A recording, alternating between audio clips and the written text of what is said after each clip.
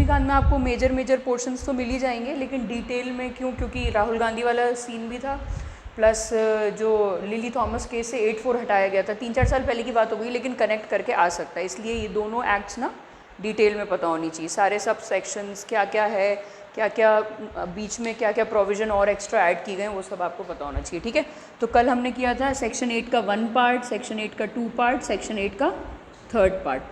उसमें आज हम जो करेंगे स्टार्ट वो है सेक्शन 8 का 4th पार्ट, जो कि ओमिट कर दिया गया है, सुप्रीम कोर्ट ने इसको नलीफाई कर दिया गया है, सुप्रीम कोर्ट ने इसको इनवैलिड डिक्लेयर कर दिया गया है। क्या है पहले वो देखेंगे, क्यों इनवैलिड डिक्लेयर किया वो देखेंगे, और किस केस में, लिली थॉमस केस में इसको इनवैलिड कर दिया था। ठीक है, चलिए लिखिए। राहुल गांधी वाला केस आएगा इसमें 8-3 में, 8-3 में। ठीक है, तभी उसको बोला जा रहा है ना कि 8 साल लगेंगे उसको, क्योंकि डिफेमेशन का केस जो उसने उसके अगेंस्ट किया गया है, डिफेमेशन का केस, उसकी मैक्सिमम पनिशमेंट ही कितनी है, 2 साल, और उसको मैक्सिमम ही दी है। क्यों? क्योंकि इसकी मिनिमम कितनी है, 2 साल। ठीक है, कम से कम 2 साल का ऑफेंस तो आपने किया होना चाहिए, कन्विक्शन आपका होना चाहिए, तभी आप डिस्क्वालीफाई कहलाओगे, है ना, 2 साल या मोर।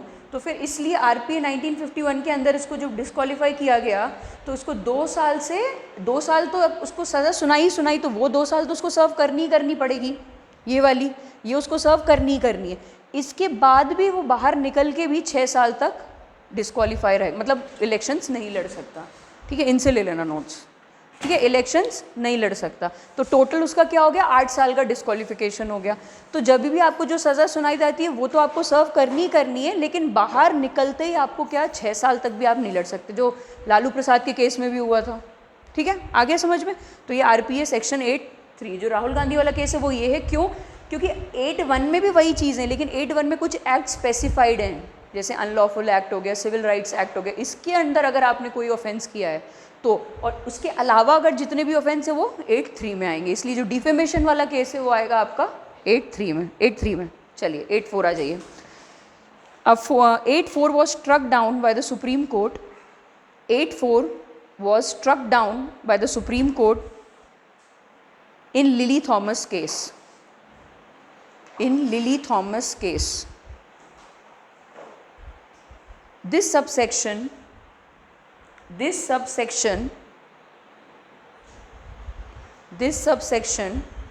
had provisions. This subsection had provisions for convicted lawmakers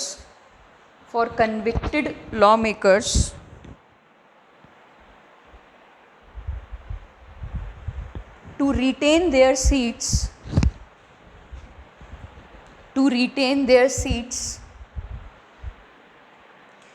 if they filed an appeal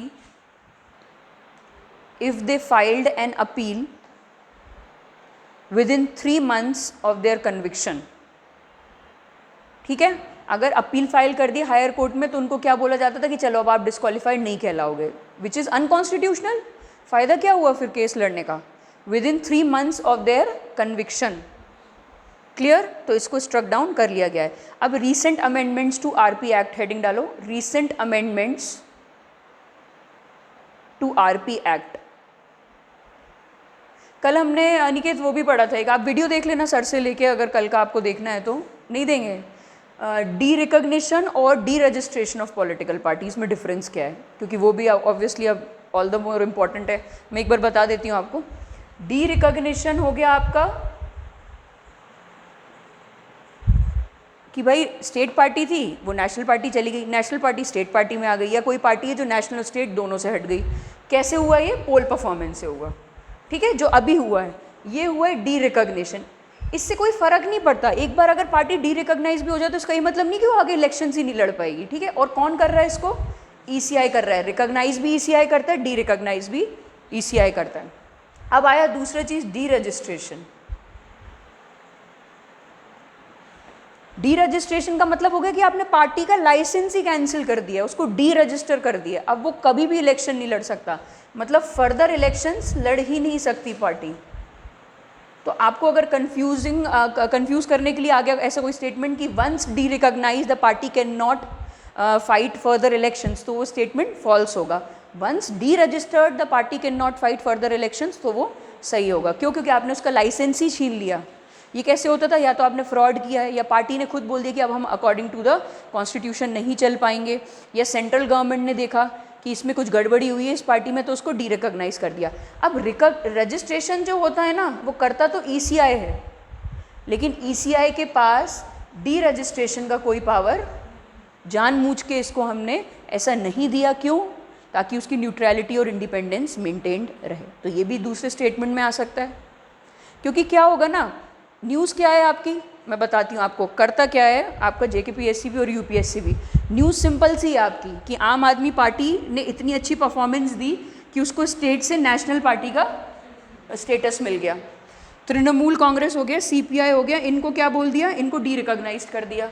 तो अब यहाँ पे ख़त्म हो गई इसकी बात, न्यूज़ हो गई आपकी यहाँ पे ख़त्म। अब यहाँ पे आपको थोड़ा इंटरनल घुसना पड़ेगा, आपको एग्जैक्टली देखना पड़ेगा कि रिकॉग्निशन क्या होता है, डी रिकॉग्निशन क्या होता है, रजिस्ट्रेशन क्या होता है, डी रजिस्ट्रेशन क्या होता है, किसकी रिस्पॉन्सिबिलिटी होती है इंडिया में, किस एक्ट के अंदर, 1951 एक्ट के अंदर ही पढ़ा हमने कल, कौन से एक्ट का कौन सा प्रोविजन इसको गवर्न करता है। ये सारी चीज़ें आपको एग्जैक्टली पता होनी चाहिए, क्योंकि वहाँ पे वो कुछ नहीं देंगे आपको। रेफरेंस तो पता चल गया कि ये क्वेश्चन आने ही आना है, वहाँ पे वो 2 या 3 स्टेटमेंट ऐसे दे देंगे।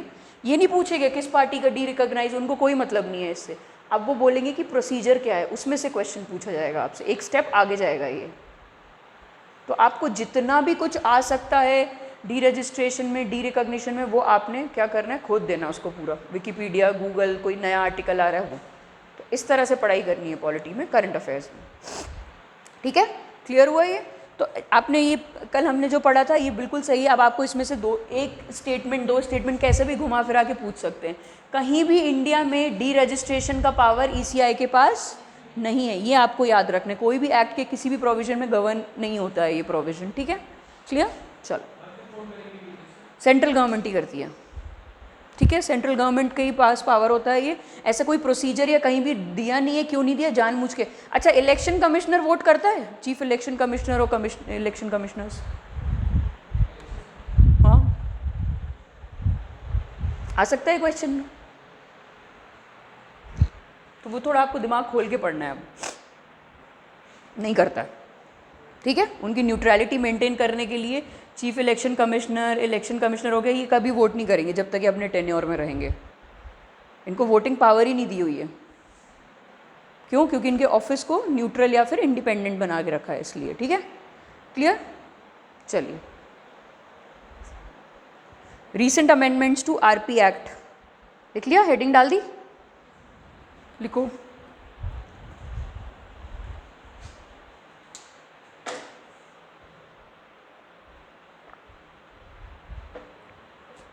जब हम करंट अफेयर्स पढ़ेंगे ना तो और अच्छे से ही चीज़ें समझ में आएंगी। ठीक है, मैं कोशिश कर रही हूँ जल्दी किताब खत्म हो जाए, लेकिन ये चैप्टर हो ही नहीं रहे हैं ख़त्म, क्योंकि इतना कुछ इम्पॉर्टेंट इस साल हो गए ना। अब जैसे स्टेट और नेशनल पार्टी इम्पॉर्टेंट हो गया, अब यूपीएससी जो है वो क्राइटेरिया नहीं पूछेगा आपसे कभी भी। उनको नहीं फ़र्क पड़ता 6% वैलिड वोट्स, 4 स्टेट्स, वो कभी इतने उसमें नहीं जाएंगे। यूपीएससी पूछेगा आपसे ये वाले क्वेश्चंस। स्टेट पीएससी पूछ सकता है, लेकिन तो आप छोड़ नहीं सकते उसको। तो ये चैप्टर्स यूजुअली हम इतना दिमाग लगा के पढ़ते नहीं थे, छोड़ दिया जाता था। लेकिन अब समझ में आ रहा है कि क्वेश्चन जब आने ही यहाँ से तो छोड़ना नहीं चाहिए, वो चीज़ नहीं करनी चाहिए आपको। ठीक है, चलिए, recent amendments to RP act,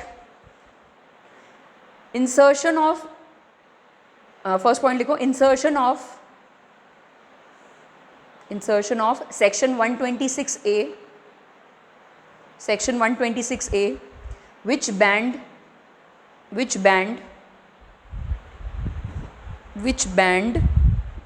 publishing exit polls,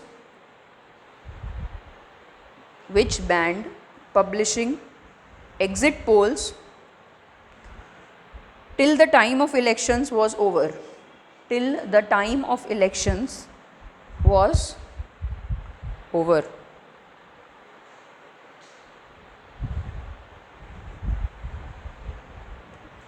Second,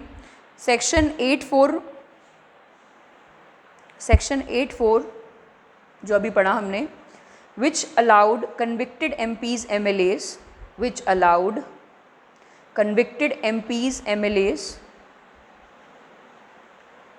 to stand for elections, to stand for elections by filing a complaint was repealed. Full stop. It is a step towards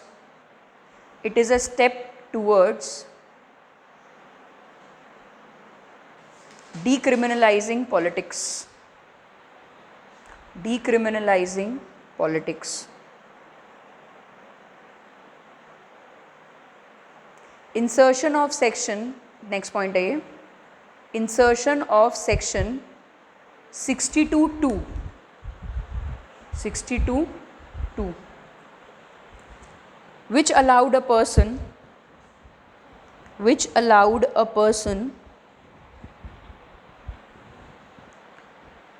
post detention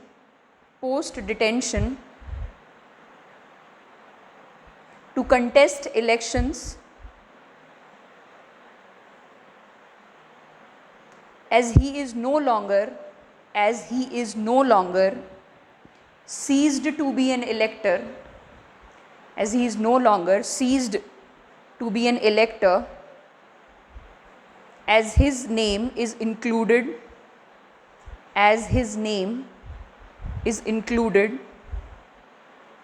in the electoral roll. इसमें supreme court ने बोला था कि अगर वो इलेक्टर है तो वो लड़ भी सकता है इलेक्शन, ठीक है। तो जब आप किसी को डिटेन करते हो तो आप उसका इलेक्टोरल रोल से तो नाम नहीं काट देते हो। तो सुप्रीम कोर्ट ने ये वैलिडिटी दी थी कि since he is still an इलेक्टर, वो इलेक्शंस भी कंटेस्ट कर सकता है, ठीक है।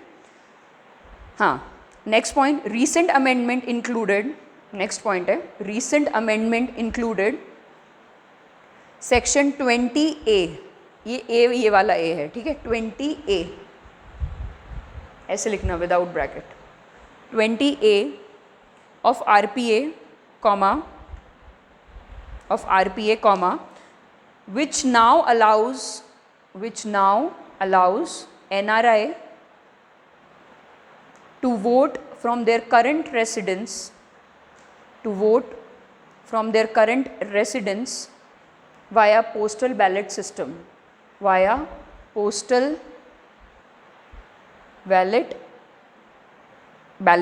postal ballot system. Next point, SC has asked, Supreme Court has asked Election Commission EC to introduce nota button,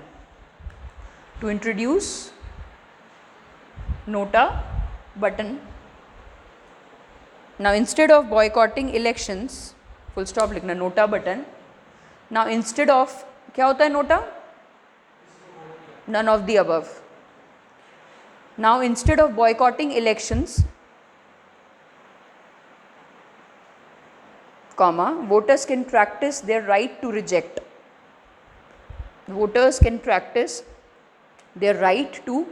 अब ये जो नोट्स हैं आपके, ये मेंस में काम आ जाएंगे आपको, ठीक है।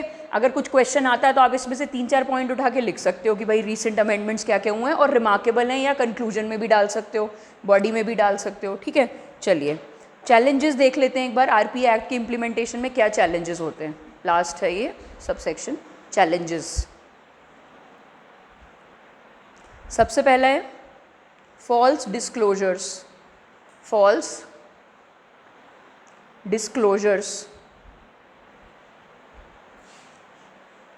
इसके साथ लिखो डैश लगा के, even after the provision of, जल्दी लिखने की कोशिश करो, और even after the provision of declaration of assets and liabilities in the RPA Act, declaration of assets and liabilities in the RPA Act, candidates do not disclose all the assets, and provide wrong and incomplete information,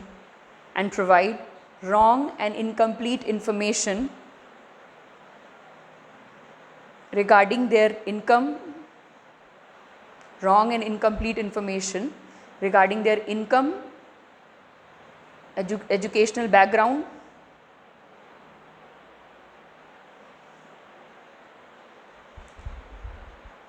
assets and liabilities। ठीक है, मतलब क्या करते हैं, आपको दिया हुआ है कि आपको अपने नॉमिनेशन पेपर में फाइल करना ही करना है, उसके बाद जब आप इलेक्ट हो जाओगे तो आप जब आप एमपी बन जाओगे तो आपको विद इन 90 डेज, वो हमने कल पढ़ा था, डिस्क्लोज करना पड़ेगा सब कुछ। लेकिन स्टिल लोग क्या करते हैं, सारी चीज़ें नहीं बताते, रिश्तेदारों के नाम पे ले लेते हैं और नहीं बताते वो ज़मीन ज़्यादा। ठीक है, तो ये होता है। चलिए next, the bureaucratisation of politics.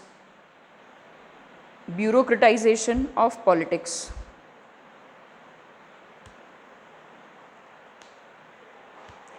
In spite of all the provisions, in spite of all the provisions aimed at making ECI as an independent body। अच्छा क्या है, जब आप आंसर लिखोगे ना मेंस में, तो एक मिनट एक बात ध्यान से सुन लो। अब जैसे आपको बोला है आरपीए एक्ट के बारे में, कुछ भी क्वेश्चन पूछा जा सकता है आपसे। अब आपको ये चीज़ पता है कि आपके पास मटेरियल है, ठीक है। अब आपने क्या करना है, आपने क्वेश्चन पे पहले सबसे पहले डिमांड देखनी है। आपने इंट्रोडक्शन तो चलो नॉर्मल वाला कुछ भी लिख दिया, इंट्रोडक्शन करंट अफेयर्स से कनेक्ट करके लिख दिया, या आपने बोल दिया कि ये एक्ट एक्चुअल कंडक्ट अलाउ करती है। इंट्रोडक्शन तो 1 लाइन 2 लाइन का नॉर्मल हो गया, कुछ भी लिख सकते हो आप इंट्रोडक्शन। या आप बोल सकते हो कि 82 और 170 में हमने कॉन्स्टिट्यूशन ने पार्लियामेंट को पावर दी थी, तो उसके तहत पार्लियामेंट ने ये वाली एक्ट बनाई, लिख सकते हो। इंट्रोडक्शन आसान है, कुछ भी लिख सकते हो। फिर आपकी जो बॉडी होगी, आपने उसमें स्पेसिफिकली, अब ये नहीं होना है कि खुश होना है कि अरे हमारे पास आरपीए का बहुत मटेरियल, कुछ भी लिख दो, जगह कम पड़ गई, इतना लिख कर आ गए, पॉइंट्स याद हैं तो सारे लिख कर आ गए। नहीं, आपने इस बॉडी में स्पेसिफिकली देखना है कि क्वेश्चन में पूछा क्या क्या है। क्वेश्चन में चैलेंजेस पूछे हैं, क्वेश्चन में रीसेंट अमेंडमेंट्स पूछे हैं, ये तो मैं आपको बेसिक चीज़ें बता रही हूँ, क्वेश्चन तो कुछ और ही पूछता है। फिर आपको देखना है कि आपके पास जो मैटर था, आप जो पढ़ के आए थे, उसमें से क्या आप कुछ लिख सकते हो यहाँ पे। अगर नहीं लिख सकते तो दूसरा दिमाग लगाना है कि क्या करंट अफेयर्स में कुछ ऐसा था जो उसको लिंक करके मैं लिख सकता हूँ एग्जाम्पल के साथ। आपने वो लिखा। जब आपका ये पूरा हो गया, अब आपसे अगर क्वेश्चन में पूछा नहीं भी है तो आप डाल सकते हो चैलेंजेस। अब इसमें आपके पास जगह नहीं है पूरा लिखने की जितना हम यहाँ पे लिखवा रहे हैं आपको, तो आप क्या लिख सकते हो, false disclosures, these are some of the hindrances for the implementation, effective implementation of RPA. फिर उसके बाद लेकिन पॉजिटिव नोट पे ही कंक्लूजन खत्म करना है, तो आप बोल सकते हो कि जो रीसेंट अमेंडमेंट्स हैं, जैसे नोटा, बहुत पावरफुल टूल है। पहले क्या होता था, हमें मंजूर नहीं है ना कांग्रेस ना बीजेपी, तो हम वोट देने नहीं जाते थे। अब हम जाएंगे और हम बताएंगे हमारा डिसेंट कि हमें नहीं, हम दोनों पार्टीज़ को नहीं चाहते, ठीक है। तो ये सारी चीज़ें आपको नोट क्या करना है, पॉजिटिव नोट पे ही ख़त्म करना है आंसर पॉजिटिव नोट पे ही खत्म है। अब इससे भी अगर आपका दिमाग वहाँ पे और अच्छा चल रहा है तो कुछ अपने अमेंडमेंट बता दो, बहुत ही इनिशिएटिव, बहुत ही इनोवेटिव सा अप्रोच हो गया। अगर आपको सिर्फ आप ही ने लिखी है वो चीज़, है कहीं आपने किसी गवर्नमेंट में पढ़ी है वो चीज़, अब ये यहाँ पे काम आती है आपकी योजना। अगर आपने योजना पढ़ी होगी तो उसमें सारी स्टेट्स की जो अच्छी अच्छी चीज़ें होती हैं ना, वो भी लिखी होती हैं। अब आप जब बन जाओगे ना डीएम, तो ऐसा नहीं होगा कि आप कुछ मैजिकल, मतलब अचानक से कोई एक स्कीम लाओगे और मोदी जी उसको इम्प्लीमेंट कर देंगे, क्योंकि इस आईएएस ऑफिसर ने लाई है। आपको बहुत ही छोटे लेवल पे, एक तालुका से दूसरे तालुका, फिर डिस्ट्रिक्ट में इम्प्लीमेंट होगा आपका प्रोजेक्ट, अगर कुछ अच्छा किया तो। नहीं तो मेजॉरिटी आईएएस ऑफिसर्स और जो सिविल सर्वेंट्स होते हैं वो अपने रूटीन वर्क में ही उनका काम टाइम निकल जाता है, जन सुनवाई, ये फाइलें साइन, बस। बहुत कम ऐसे होते हैं जो अपने आप को मोटिवेट रखने के लिए इनोवेटिव मेजर्स भी करते हैं कि सर ये काम करते हैं, इस वाले डिस्ट्रिक्ट में ट्राई करते हैं, अगर यहाँ पे चल गया तो दूसरे डिस्ट्रिक्ट में भी चल जाएगा। फिर वो पूरी स्टेट गवर्नमेंट के पास आपका प्रोजेक्ट जाता है, वहाँ पे भी चलता है। फिर ऐसी कोई प्रोजेक्ट होता है जो फिर पीएम मोदी की नज़र में आएगा कि हाँ, उस फलाने के डिस्ट्रिक्ट का फलाना आईएएस ऑफिसर ने ये किया है और ये अच्छा इनिशिएटिव है, अगर हम इसमें फंड्स डालें तो ये पूरे इंडिया पे यूज़ हो सकता है। समझ आ रही है बात? कुछ भी मैजिकल नहीं होगा, कोई मूवीज़ वाला कोई ट्यून नहीं बजेगी पीछे, आप धम धम करके निकलोगे। तो बहुत ही छोटे लेवल पे काम करना है आपने, और आपने विदाउट रिवॉर्ड काम करना है। आपको कोई नहीं भी देख रहा ना, मीडिया कवर नहीं भी कर रही, लेकिन वही रिवॉर्ड है आपका कि लोग आपसे खुश हैं, ठीक है। तो ऐसा कोई गवर्नमेंट का इनिशिएटिव, तमिलनाडु गवर्नमेंट हो गई, केरला गवर्नमेंट हो गई, जिसने इस चीज़ में कोई इनिशिएटिव लाया हो और वो आपकी नज़र में है करंट अफेयर्स में, तो वो आपको एग्जैक्टली वही का वही यहाँ पे छापना है। समझ आ रहा है कैसे पढ़ना है? स्ट्रैटेजी वाइज पढ़ना है, हैफेज़ार्डली मत पढ़ना, कोई फ़ायदा नहीं है। अब जैसे मैंने आपको यहाँ से स्टार्ट किया, मैंने आपको बता दिया कि क्वेश्चन आना ही आना है, तो अब आपको स्ट्रैटेजी बना के कि मेंस में अगर ये क्वेश्चन आ गया तो मैं ये चीज़ें लिखूँगा इसमें, ठीक है?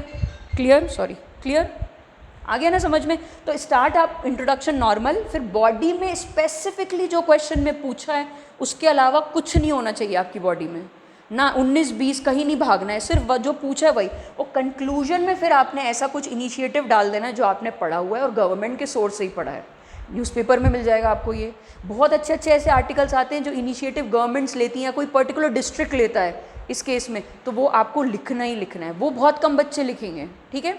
और वहीं से आपका आंसर डिफरेंट होगा। क्लियर? चलो,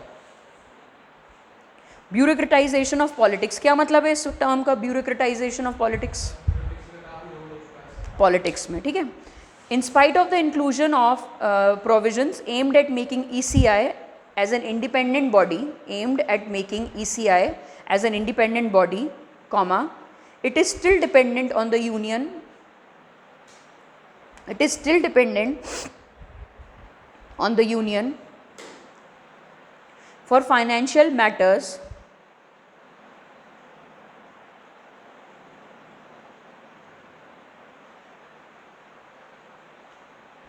that paves the way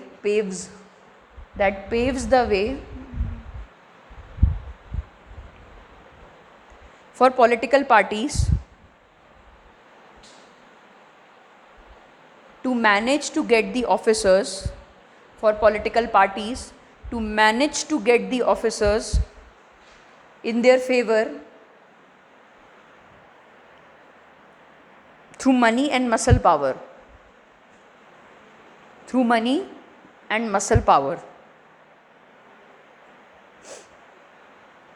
Next point,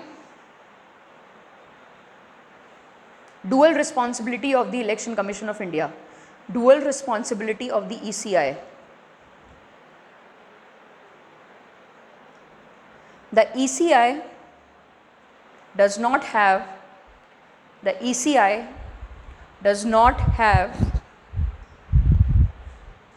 independent staff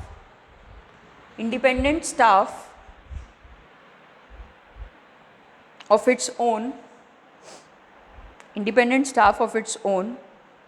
so whenever elections take place, it has to depend upon,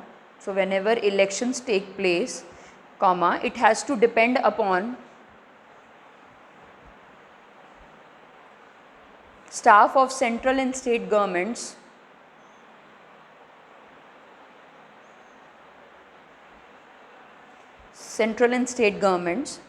hence the dual responsibility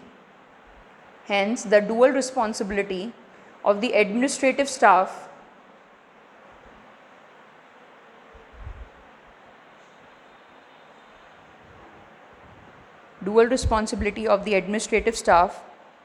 to the government for ordinary administration,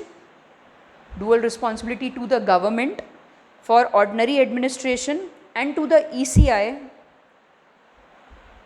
the ECI for electoral administration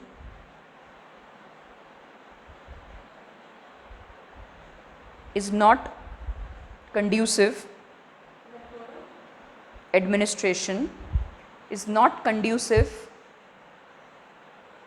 to the efficient functioning of the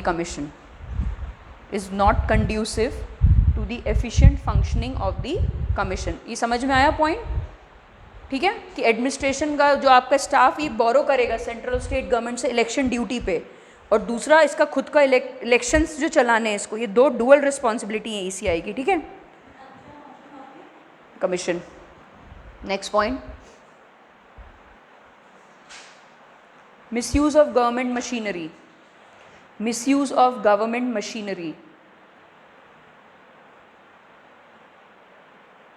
the RPA Act, the RPA lacks clear provisions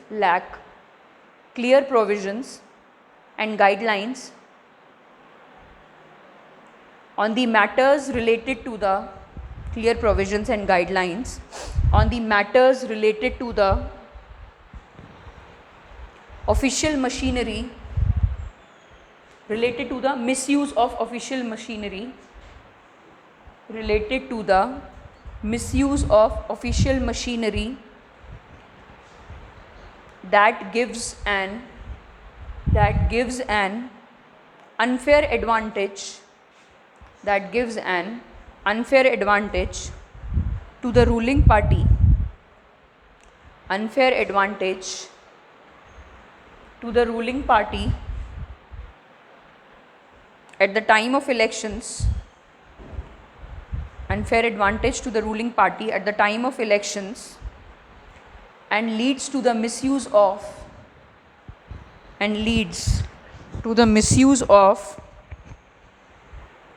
public funds, leads to the misuse of public funds for furthering the prospects,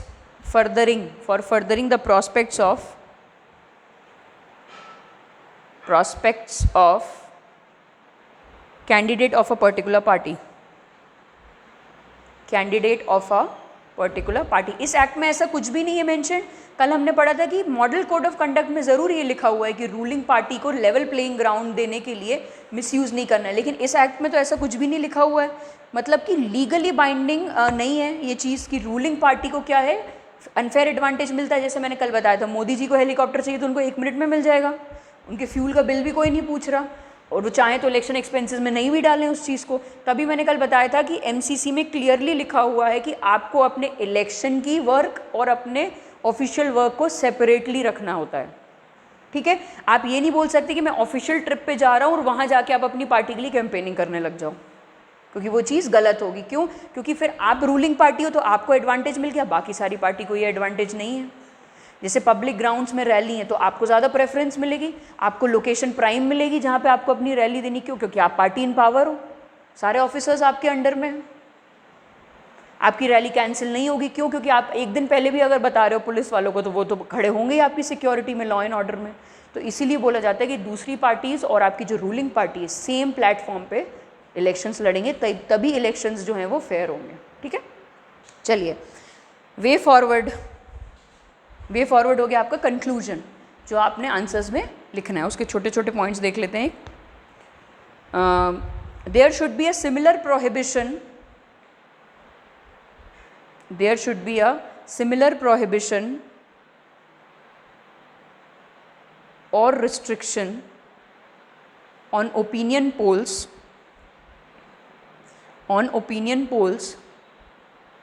as there is for exit polls,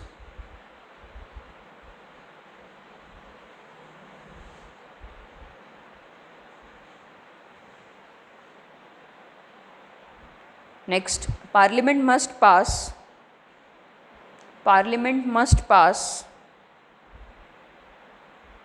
a law dealing with the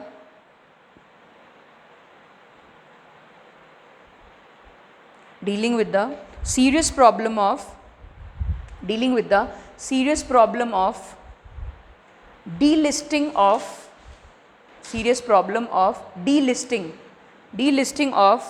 valid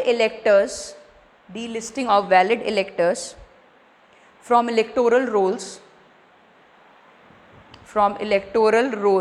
because illiterate electorate residing in far villages cannot watch over the publication of electorate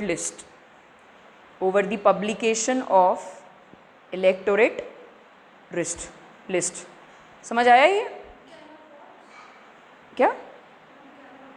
Cannot watch over the publication of electorate list। ठीक है, जो publicise होती है list newspapers में, radio में नाम बोले जाते हैं, तो फिर कई बारी क्या होता है जो इलिटरेट लोग होते हैं वो नहीं पढ़ पाते हैं उस चीज़ को, इसलिए बोला जाता है एक नया लॉ निकलना चाहिए ताकि फैसिलिटेशन हो किसका, रजिस्ट्रेशन का, वोटर्स के। जल्दी लिखना है और राइटिंग ख़राब नहीं करनी है। ठीक है, दोनों चीज़ें समझनी है, राइटिंग क्लियर होनी है और जल्दी जल्दी भी लिखना, हाथ टूट क्यों ना जाए। चलिए, स्टेट फंडिंग ऑफ इलेक्शंस। अच्छा हाँ, नेक्स्ट पॉइंट लिखो, to minimise the role of money, to minimise the role of money in elections, to minimise the role, to minimise, माइजिंग तो बोला ही नहीं मैंने, to minimise the role of money in elections, provision should be made for state funding of elections, provision should be made for state funding of elections। क्या होता है state funding?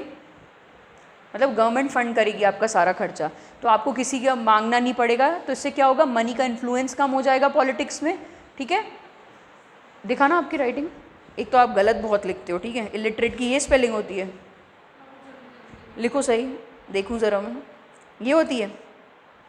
अब क्लास आगे नहीं बढ़ेगी जब तक आप सही स्पेलिंग नहीं लिखते। इलिटरेट की, ये इलिटरेट की स्पेलिंग होती है। 3-4 अटैम्प्ट मारो ज़रा, लिखो। कैसे हिंदू पढ़ोगे तुम, द हिंदू कैसे पढ़ोगे?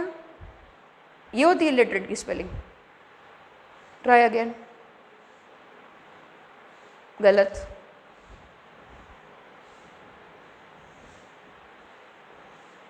कल भी मैंने आपको बोला था डी लिस्टिंग की ये स्पेलिंग होती है। पहले तो बताओ भाई, स्पेलिंग मिस्टेक्स नहीं कर रही है वहाँ पे, ठीक है ना? जल्दी हो चाहे गलत, कितना भी जल्दी हो। हाँ, इलिटरेट लिखो ज़रा, इनको बताए कोई इलिटरेट की स्पेलिंग। एक तो वर्ड भी ऐसा है ना इलिटरेट, बताओ इलिटरेट की क्या स्पेलिंग होती है? ये होती है इलिटरेट की स्पेलिंग। यार तुम इंग्लिश मीडियम से ही हो ना सारे?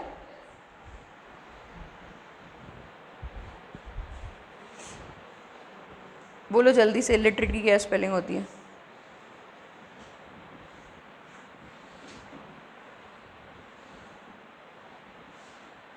इलेक्टोरल रोल कैसे चेक करोगे फिर तुम लोग? अपना नाम कैसे चेक करोगे वहाँ पे? तो पॉइंट वही है, लिखो इलिटरेट की स्पेलिंग।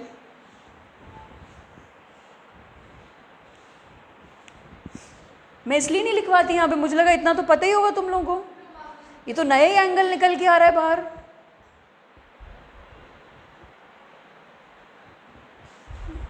क्या होती है इलिटरेट स्पेलिंग? ILL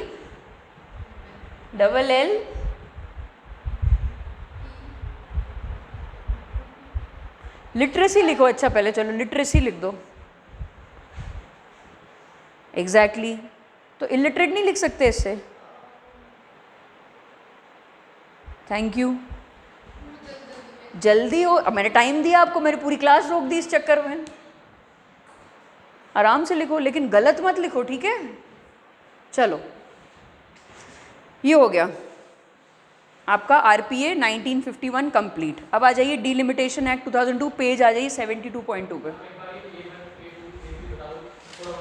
ये 81 में क्या था, करो रीड, कल जो लिखवाया मैंने, करो आप, कोई एक बंदा रीड करो। इसमें ना ऑफेंसेस दिए थे, जैसे unlawful act, prevention of detention act, prevention of corruption act, और क्या क्या था आपका? खोलो पेज जल्दी, 81 रीड करो कोई।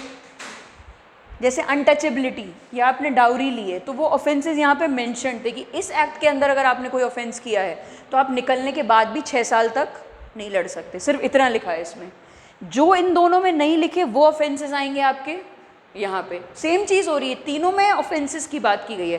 पूरा का पूरा सेक्शन 8 जो है ना, वो इलेक्शन ऑफेंसेस से ही डील करता है। उनकी सज़ा कितना, आप कितनी बार कितनी देर के लिए आपको डिस्क्वालीफाई किया जाएगा, सब कुछ 8 है। 8(1) में आपका एक्ट्स लिखा हुआ है। 8(2) क्या है, पढ़ो। इसमें डाउरी प्रोहिबिशन था।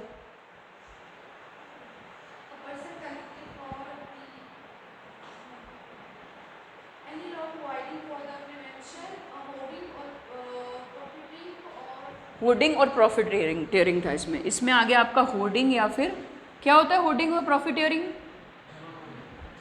बिल्कुल ठीक है, तो वो ऑफेंस आ गया आपका 8(2) में। 8(3) क्या था आपका?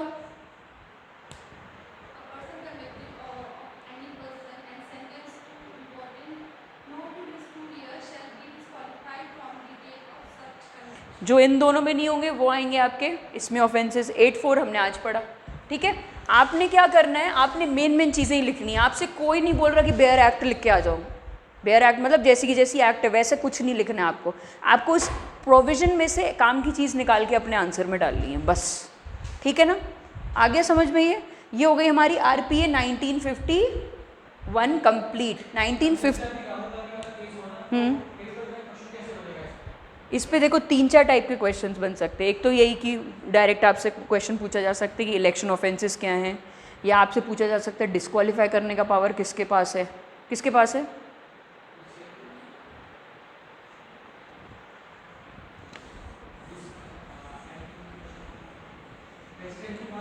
हाँ, अपॉइंटिंग अथॉरिटी जो होगी आपकी president in consultation with ECI।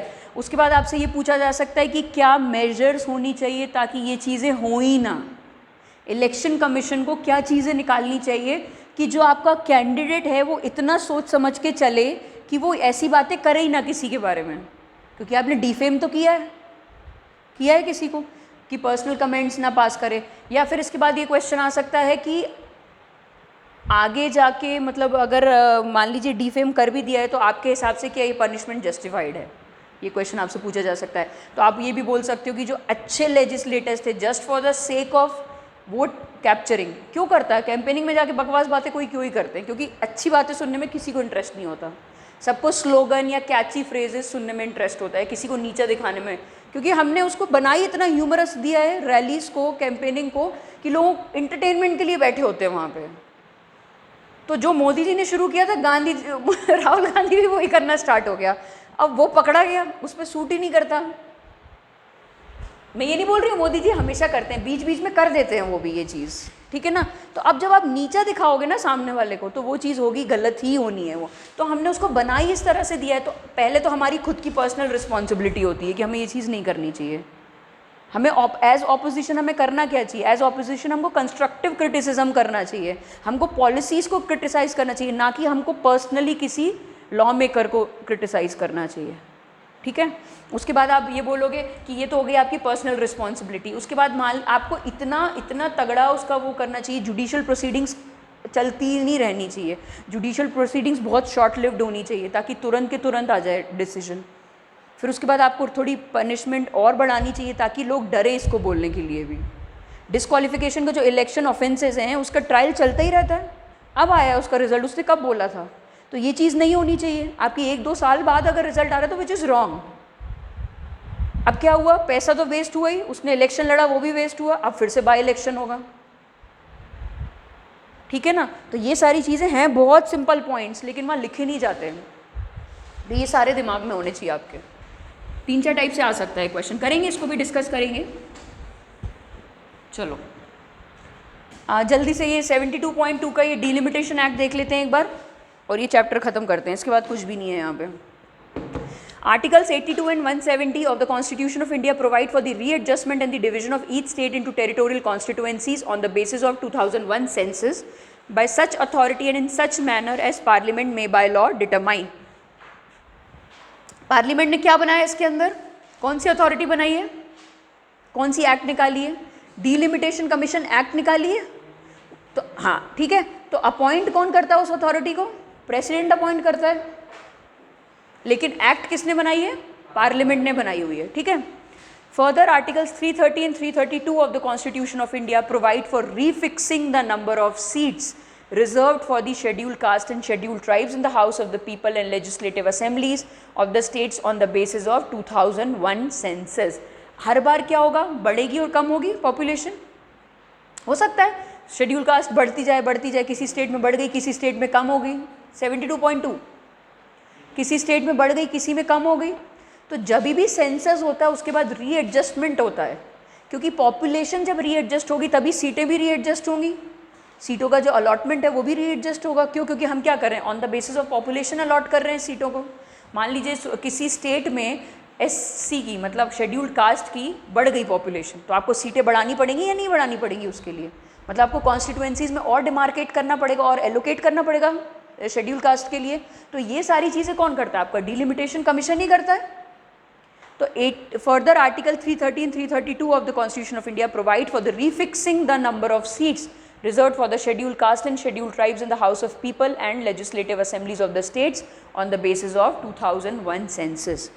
The present delimitation of parliamentary and assembly constituencies is based on the 1971 census. हमने उस दिन भी पढ़ा था क्यों 1971 की लिमिट को हमने फिक्स किया है, क्योंकि उससे पहले तक रिगरस पॉपुलेशन कंट्रोल मेजर्स अपनाए नहीं गए थे।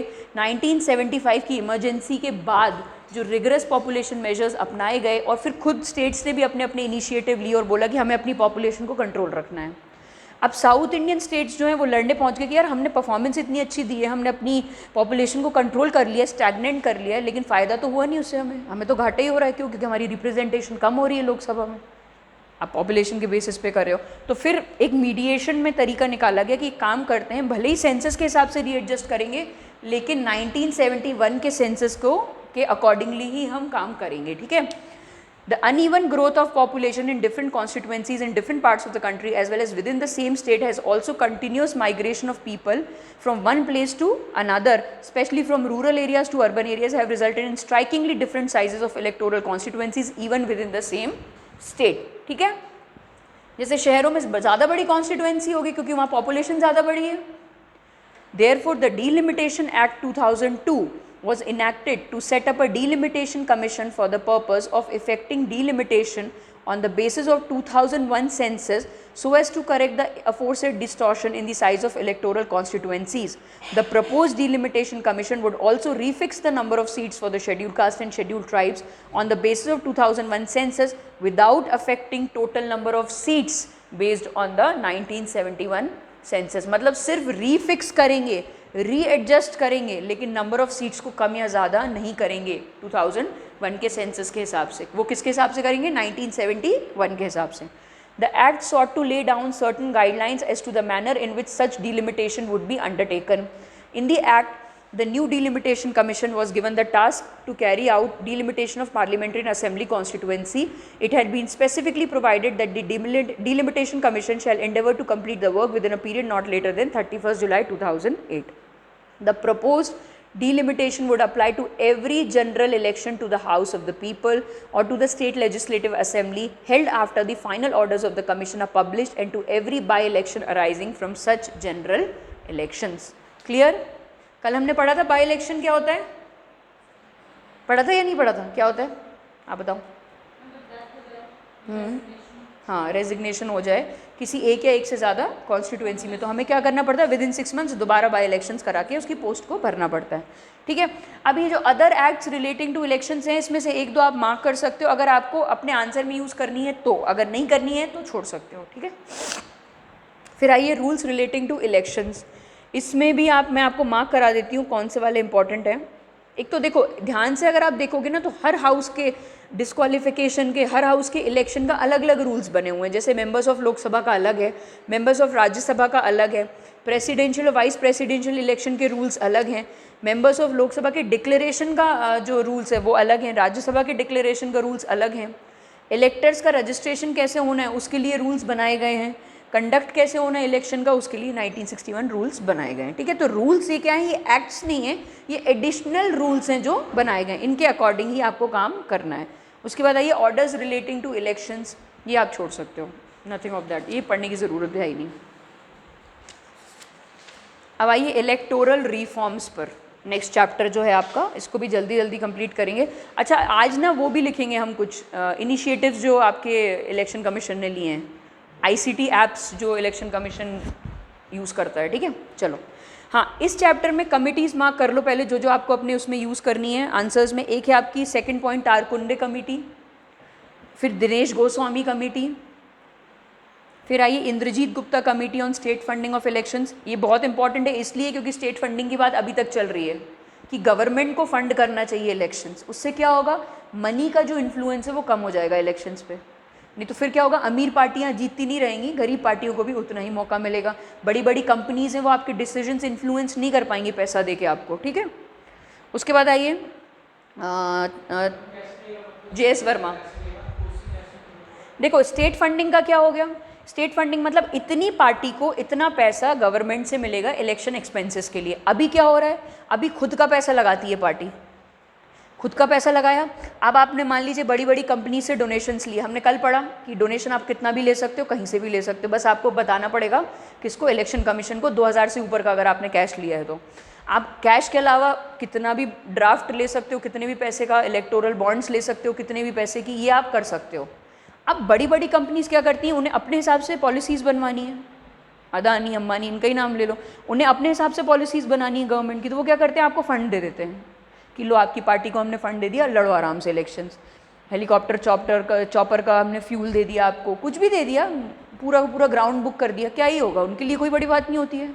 लेकिन क्या होता है, आपका इलेक्शन एक्सपेंस तो कम हो गया ना, आपने डोनेशन से काम कर दिया।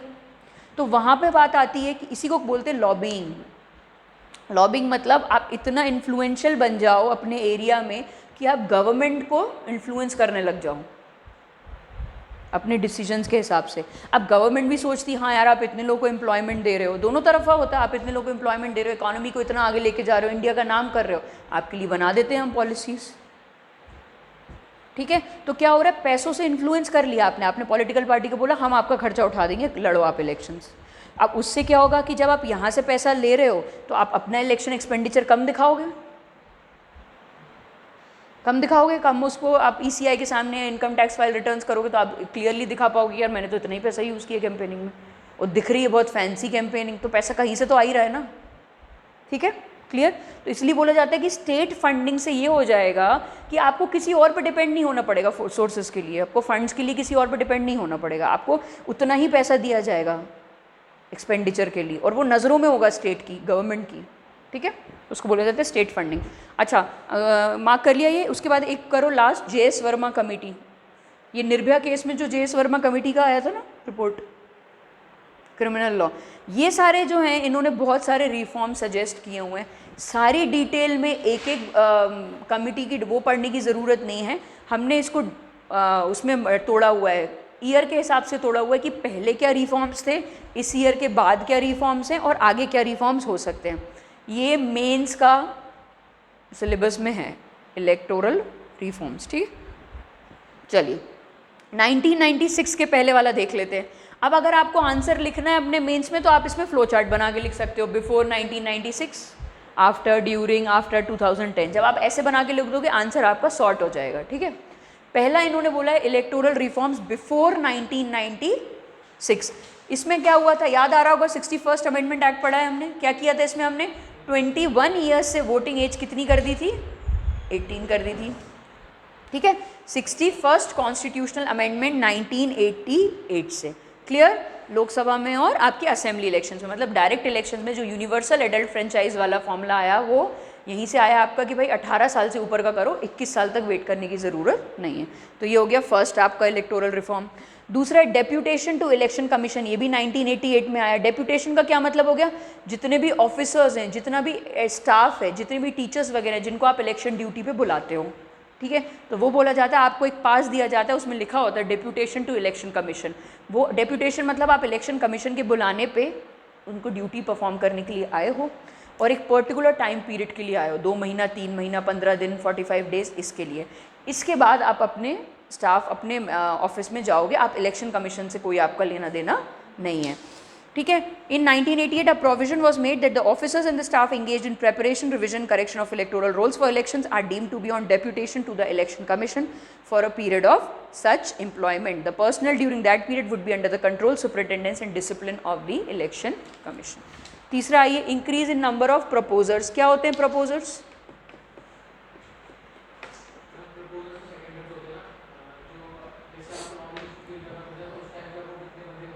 हाँ, आप नॉन सीरियस कैंडिडेट ना आ जाए, ठीक है, आपके सपोर्ट के लिए अब प्रपोजर्स होते हैं। आप नॉमिनेशन जब भरने जाओगे तो आपको अपने साथ कुछ लोगों को लेके जाना पड़ता है कि ये मेरा नाम प्रपोज कर रहे हैं, ताकि वैलिडिटी हो, आपकी ऑथेंटिसिटी हो, कोई भी उठ के इलेक्शन लड़ने नहीं आ गया हो, सिर्फ सीरियस कैंडिडेट्स ही इलेक्शन लड़ने आए। ठीक है, उसको प्रपोजर्स बोला जाता है। और फिर उनके नामों को भी आपको बैकिंग मिले किसी की, तो उनको सेकेंडर्स बोला जाता है। प्रपोजर्स एंड सेकेंडर्स, प्रपोज जो आपका नाम कर रहे हैं, और सेकेंडर्स वो जो प्रपोजर्स को भी बैक कर रहे हैं आपके नाम के लिए, तो प्रपोजर्स और सेकेंडर्स। ठीक है, तो इसमें हमने बढ़ा दिया था number of electors who are required to sign as proposers in nomination paper for elections to Rajya Sabha and state legislative council has been increase to 10% of the electors for the constituency और 10 such electors which ever is less. हमने इसको बढ़ा के 10% या फिर 10 जो भी कम होगा वो कर दिया था, किसमें, राज्यसभा में और लेजिस्लेटिव काउंसिल में। फिर आइए ईवीएम, 1989 में आ गई थी ईवीएम। ठीक है, ईवीएम हमने कल या परसों पढ़ लिया था ना, ईवीएम इलेक्ट्रॉनिक वोटिंग मशीन जो होती है सबसे पहले इंटायर स्टेट में गोवा में यूज़ हुई थी 1999 में। फिर आइए बूथ कैप्चरिंग, पहले क्या होता था, जब भी बूथ कैप्चरिंग होती थी, ठीक है, तो एडजर्नमेंट ऑफ पोल हो जाती थी, मतलब कि ब्रेक लगा दिया जाता था कि आज पोलिंग नहीं होगी, या फिर क्या होता था पूरे के पूरे इलेक्शंस को क्या कर दिया जाता था, ख़त्म कर दिया जाता था। इन 1989 में प्रोविजन बनाया गया for the adjournment of poll और countermanding of elections in case of booth capturing. अब बूथ कैप्चरिंग में आता क्या क्या वो देख लेते। Seizure of a polling station, पूरे के पूरे पोलिंग स्टेशन पे आपने अपना कब्जा जमा लिया। And making polling authority surrender ballot papers of voting machine, आप गन्स वगैरह लेके आए और आपने सारे ऑफिसर्स को बोला कि आप क्या करो, सरेंडर करके हमको सारी के सारे बैलेट पेपर्स दे दो। ठीक है, दूसरा taking possession of polling station and allowing only one's own supporters to exercise their franchise, मतलब दूसरी पार्टी के लोगों को क्या बोल रहे हैं आप, हम वोट ही नहीं करने देंगे, जो हमारी पार्टी को देगा बस हम उसी को वोट करने देंगे। फिल्मों में तो देखा ही होगा ये सारी चीज़ें आप लोगों ने, है ना, पहले होता था ये। तीसरा threatening and preventing any इलेक्टर from going to polling station, किसी को आपने डराया धमकाया कि आप जाओगे ही नहीं पोलिंग स्टेशन। ठीक है, और चौथा scissor of the place being used for counting of votes, कि एक बार वोटिंग हो गई तो फिर आपने क्या किया, आपने कंट्रोल करना शुरू कर दी काउंटिंग ऑफ वोट्स को। फिर आइए इलेक्टर्स फोटो आइडेंटिटी कार्ड, सबके पास होगा, ये है आप लोगों के पास, वोटर्स आईडी जिसको बोला जाता है। इसमें एपिक का क्या मतलब है, इलेक्टर्स फोटो आइडेंटिटी कार्ड, आपकी फ़ोटो होगी इस पर, आपका क्या होगा, रजिस्ट्रेशन आसान हो जाएगा। क्यों, आप एक कार्ड दिखाओगे और आपका इलेक्टोरल रोल में रजिस्ट्रेशन आसानी से हो जाएगा। The use of electors photo identity card by the election Commission is surely making the electoral process simple, smoother and quicker.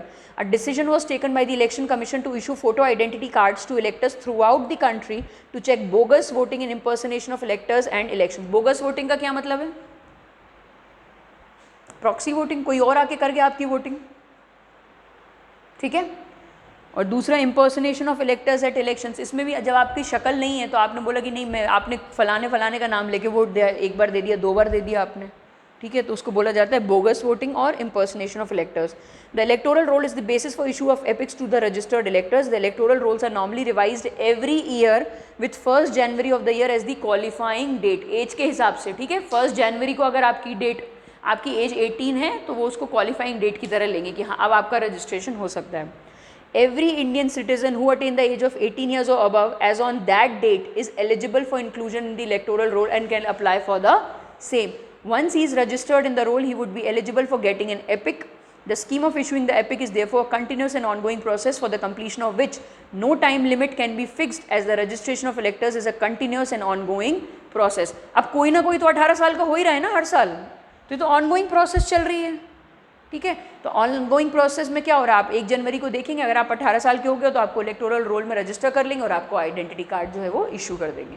Clear, ठीक है, इसलिए कोई टाइम लिमिट नहीं है, यहीं पे समझना इंपॉर्टेंट है। अगर क्वेश्चंस आते हैं तो इन्हीं ट्रिक से आते हैं, कोई टाइम लिमिट सेट नहीं है किसकी, वोटर्स आइडेंटिटी कार्ड की। क्यों, क्योंकि वो तो हर साल ही होगा ही होगा ना, हर साल नए बच्चे होंगे, हर साल इशू होगा, हर साल 18 साल के होंगे, तो इस तरह से चलती रहती है, वो कंटिन्यूस प्रोसेस है वो। ठीक है, उसके बाद कहाँ थे हम, ongoing process excepting for a brief period between the last date for filing nomination and completion of electoral process on account of more number of persons becoming eligible for the right of franchise on attaining the age of 18. It is the continuous effort of the Election Commission to provide the epic to the electors who have been left out in the previous campaigns as well as the new electors. अब ज़रूरी तो नहीं है कि हर बंदा कि बस जैसे ही मैं 18 साल का हूँगा रजिस्टर करा ले, बहुत ऐसे लोग हैं जो नहीं कराते 25-26 साल तक भी, 40 साल तक भी, तो फिर उनको भी उस नेट के अंदर लाना, देखना कि सारे नाम हैं कि नहीं है, इशू हुए हैं या नहीं हुए हैं, तो ये सब काम किसका होता है, इलेक्शन कमीशन का।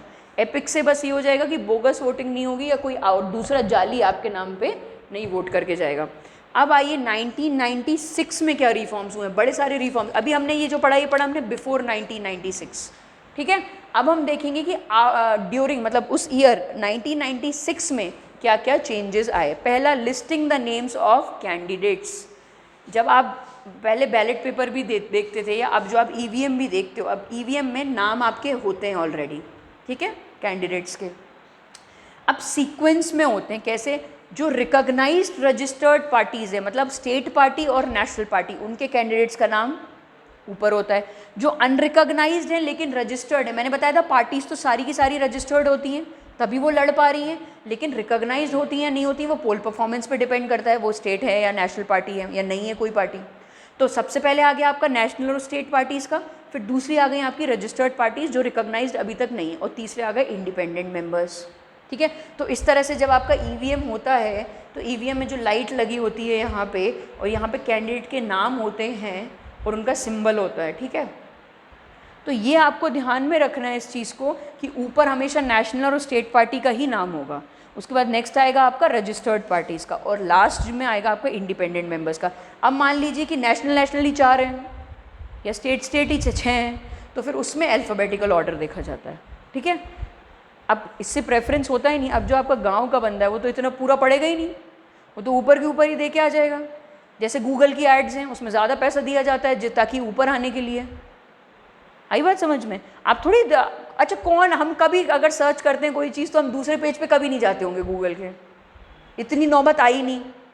पहला जो आपका लिंक है दूसरा या तीसरा उसी में काम हो जाता है। तो ये प्रेफरेंस के हिसाब से होता है, इसलिए जो रिकॉग्नाइज पॉलिटिकल पार्टीज़ है वो ऊपर रहेंगी, जो अनरिकॉग्नाइज्ड है वो सेकंड पे, और इंडिपेंडेंट मेंबर्स जो हैं वो तीसरे पे, ठीक है।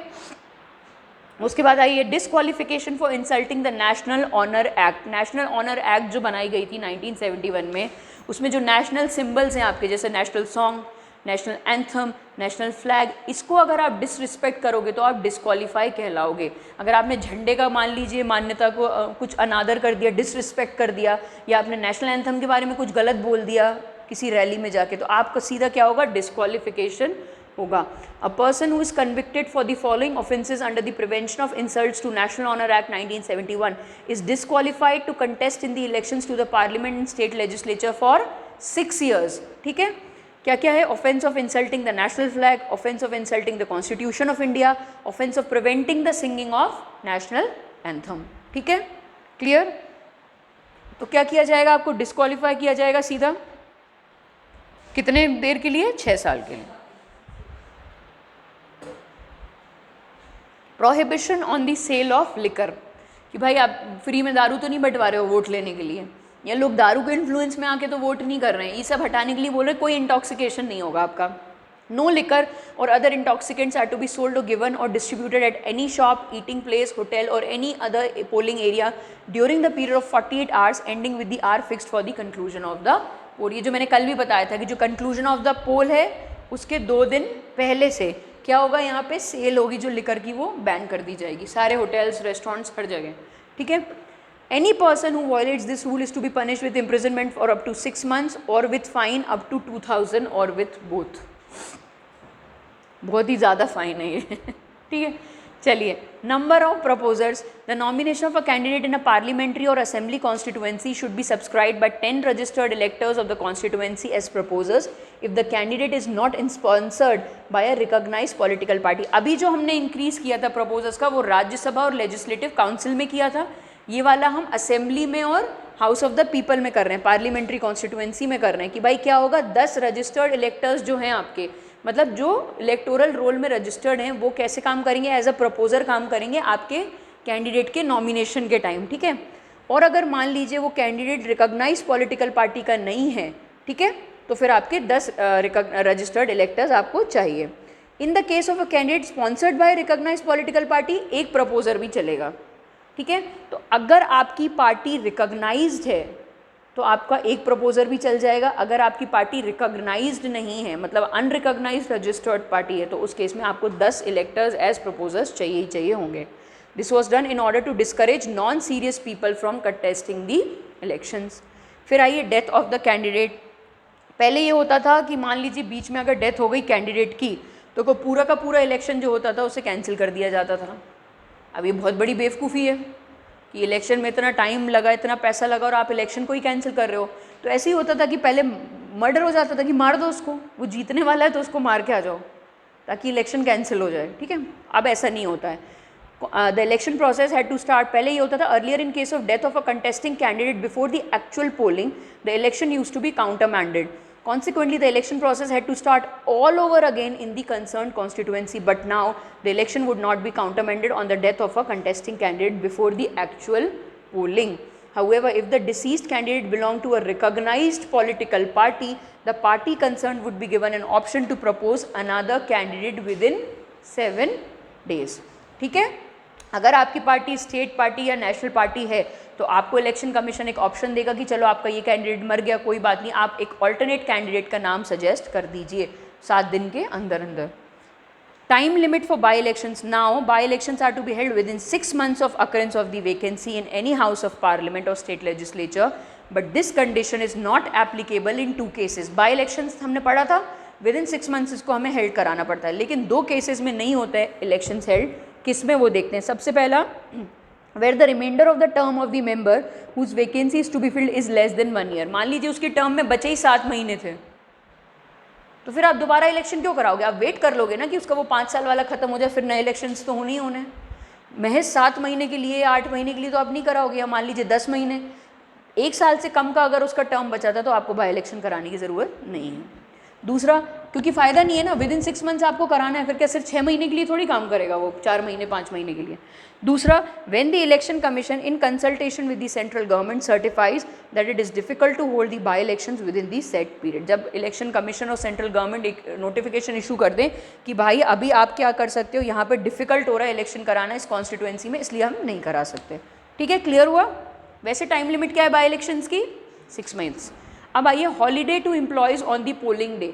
अब कुछ लोग बोलते हैं हमें छुट्टी नहीं मिली थी इसलिए हम वोट करने नहीं जा पाए, कुछ लोग बोलते हैं कि हमें ऑफिस जाना था, तो वहीं से बात आती है कि एक काम करते हैं, नेशनल हॉलीडे डिक्लेयर कर देते हैं या स्टेट हॉलीडे डिक्लेयर कर दिया जाता है स्टेट असेंबली में कि उस दिन तो आपको मतलब छुट्टी मिलेगी, मतलब आपके पास बहाना ही नहीं है, आपको वोटिंग के लिए आना ही आना चाहिए. The registered voters employed in any trade, business, industry or any other establishment are entitled to a paid holiday on the polling day. This rule applies even to the daily wagers. Any employer who violates this rule is to be punished with a fine up to 500. However, this rule is not applicable in the case of a voter whose absence may cause danger or substantial loss in respect of the employment to which he is engaged. मतलब मान लीजिए doctor ये और operation theatre छोड़ के आ गया vote करने के लिए, तो वो बेवकूफ़ी है, तो ये उस केस में अप्लाई नहीं होगा जहाँ पे आप इन डेंजर में है या कोई थ्रेट है, तो ऐसे आपको छोड़ के नहीं आना अपना एम्प्लॉयमेंट. ही है. Contestants restricted to 2 constituencies. ये मैंने आपको कल भी बताया था कि एक कैंडिडेट 2 constituency से मैक्स टू मैक्स लड़ सकता है, उससे ज़्यादा नहीं लड़ सकता. और अगर आप दोनों में इलेक्ट हो गए तो आपको एक की सीट छोड़नी पड़ती है, नहीं तो दोनों की सीटें जाती हैं. अब देखो, a candidate would not be eligible to contest from more than 2 parliamentary assembly constituencies at a general election or at the by-election which are held simultaneously. Similar restrictions are imposed for biennial elections and by-elections to the Rajya Sabha and the State Legislative Council. मतलब max to max आप 2 constituency से ही लड़ सकते हैं. Prohibition of arms, जैसे liquor की cell पे prohibition था, वैसे आर्म्स की यूसेज पे भी प्रोहिबिशन है ताकि लॉ एंड ऑर्डर सिचुएशन बिगड़े ना. Entering into the neighborhood of a polling station with any kind of arms is to be considered a cognizable offence. Cognizable मतलब नॉन बेलेबल, बेल हो ही नहीं सकती उसकी. ठीक है, सच एन एक्ट लिख लो, नॉन बेलेबल. ग्रेव मत जिसको बोलते हैं, major offence.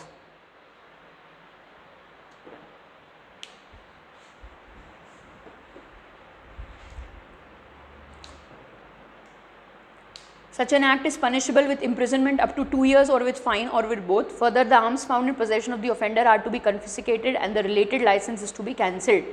But these provisions are not applicable to any returning officer, presiding officer, any police officer, any other officer appointed to maintain peace and order at the polling station. आप police officer पे तो case नहीं कर सकते ना, उसको तो रखा ही सिक्योरिटी के लिए.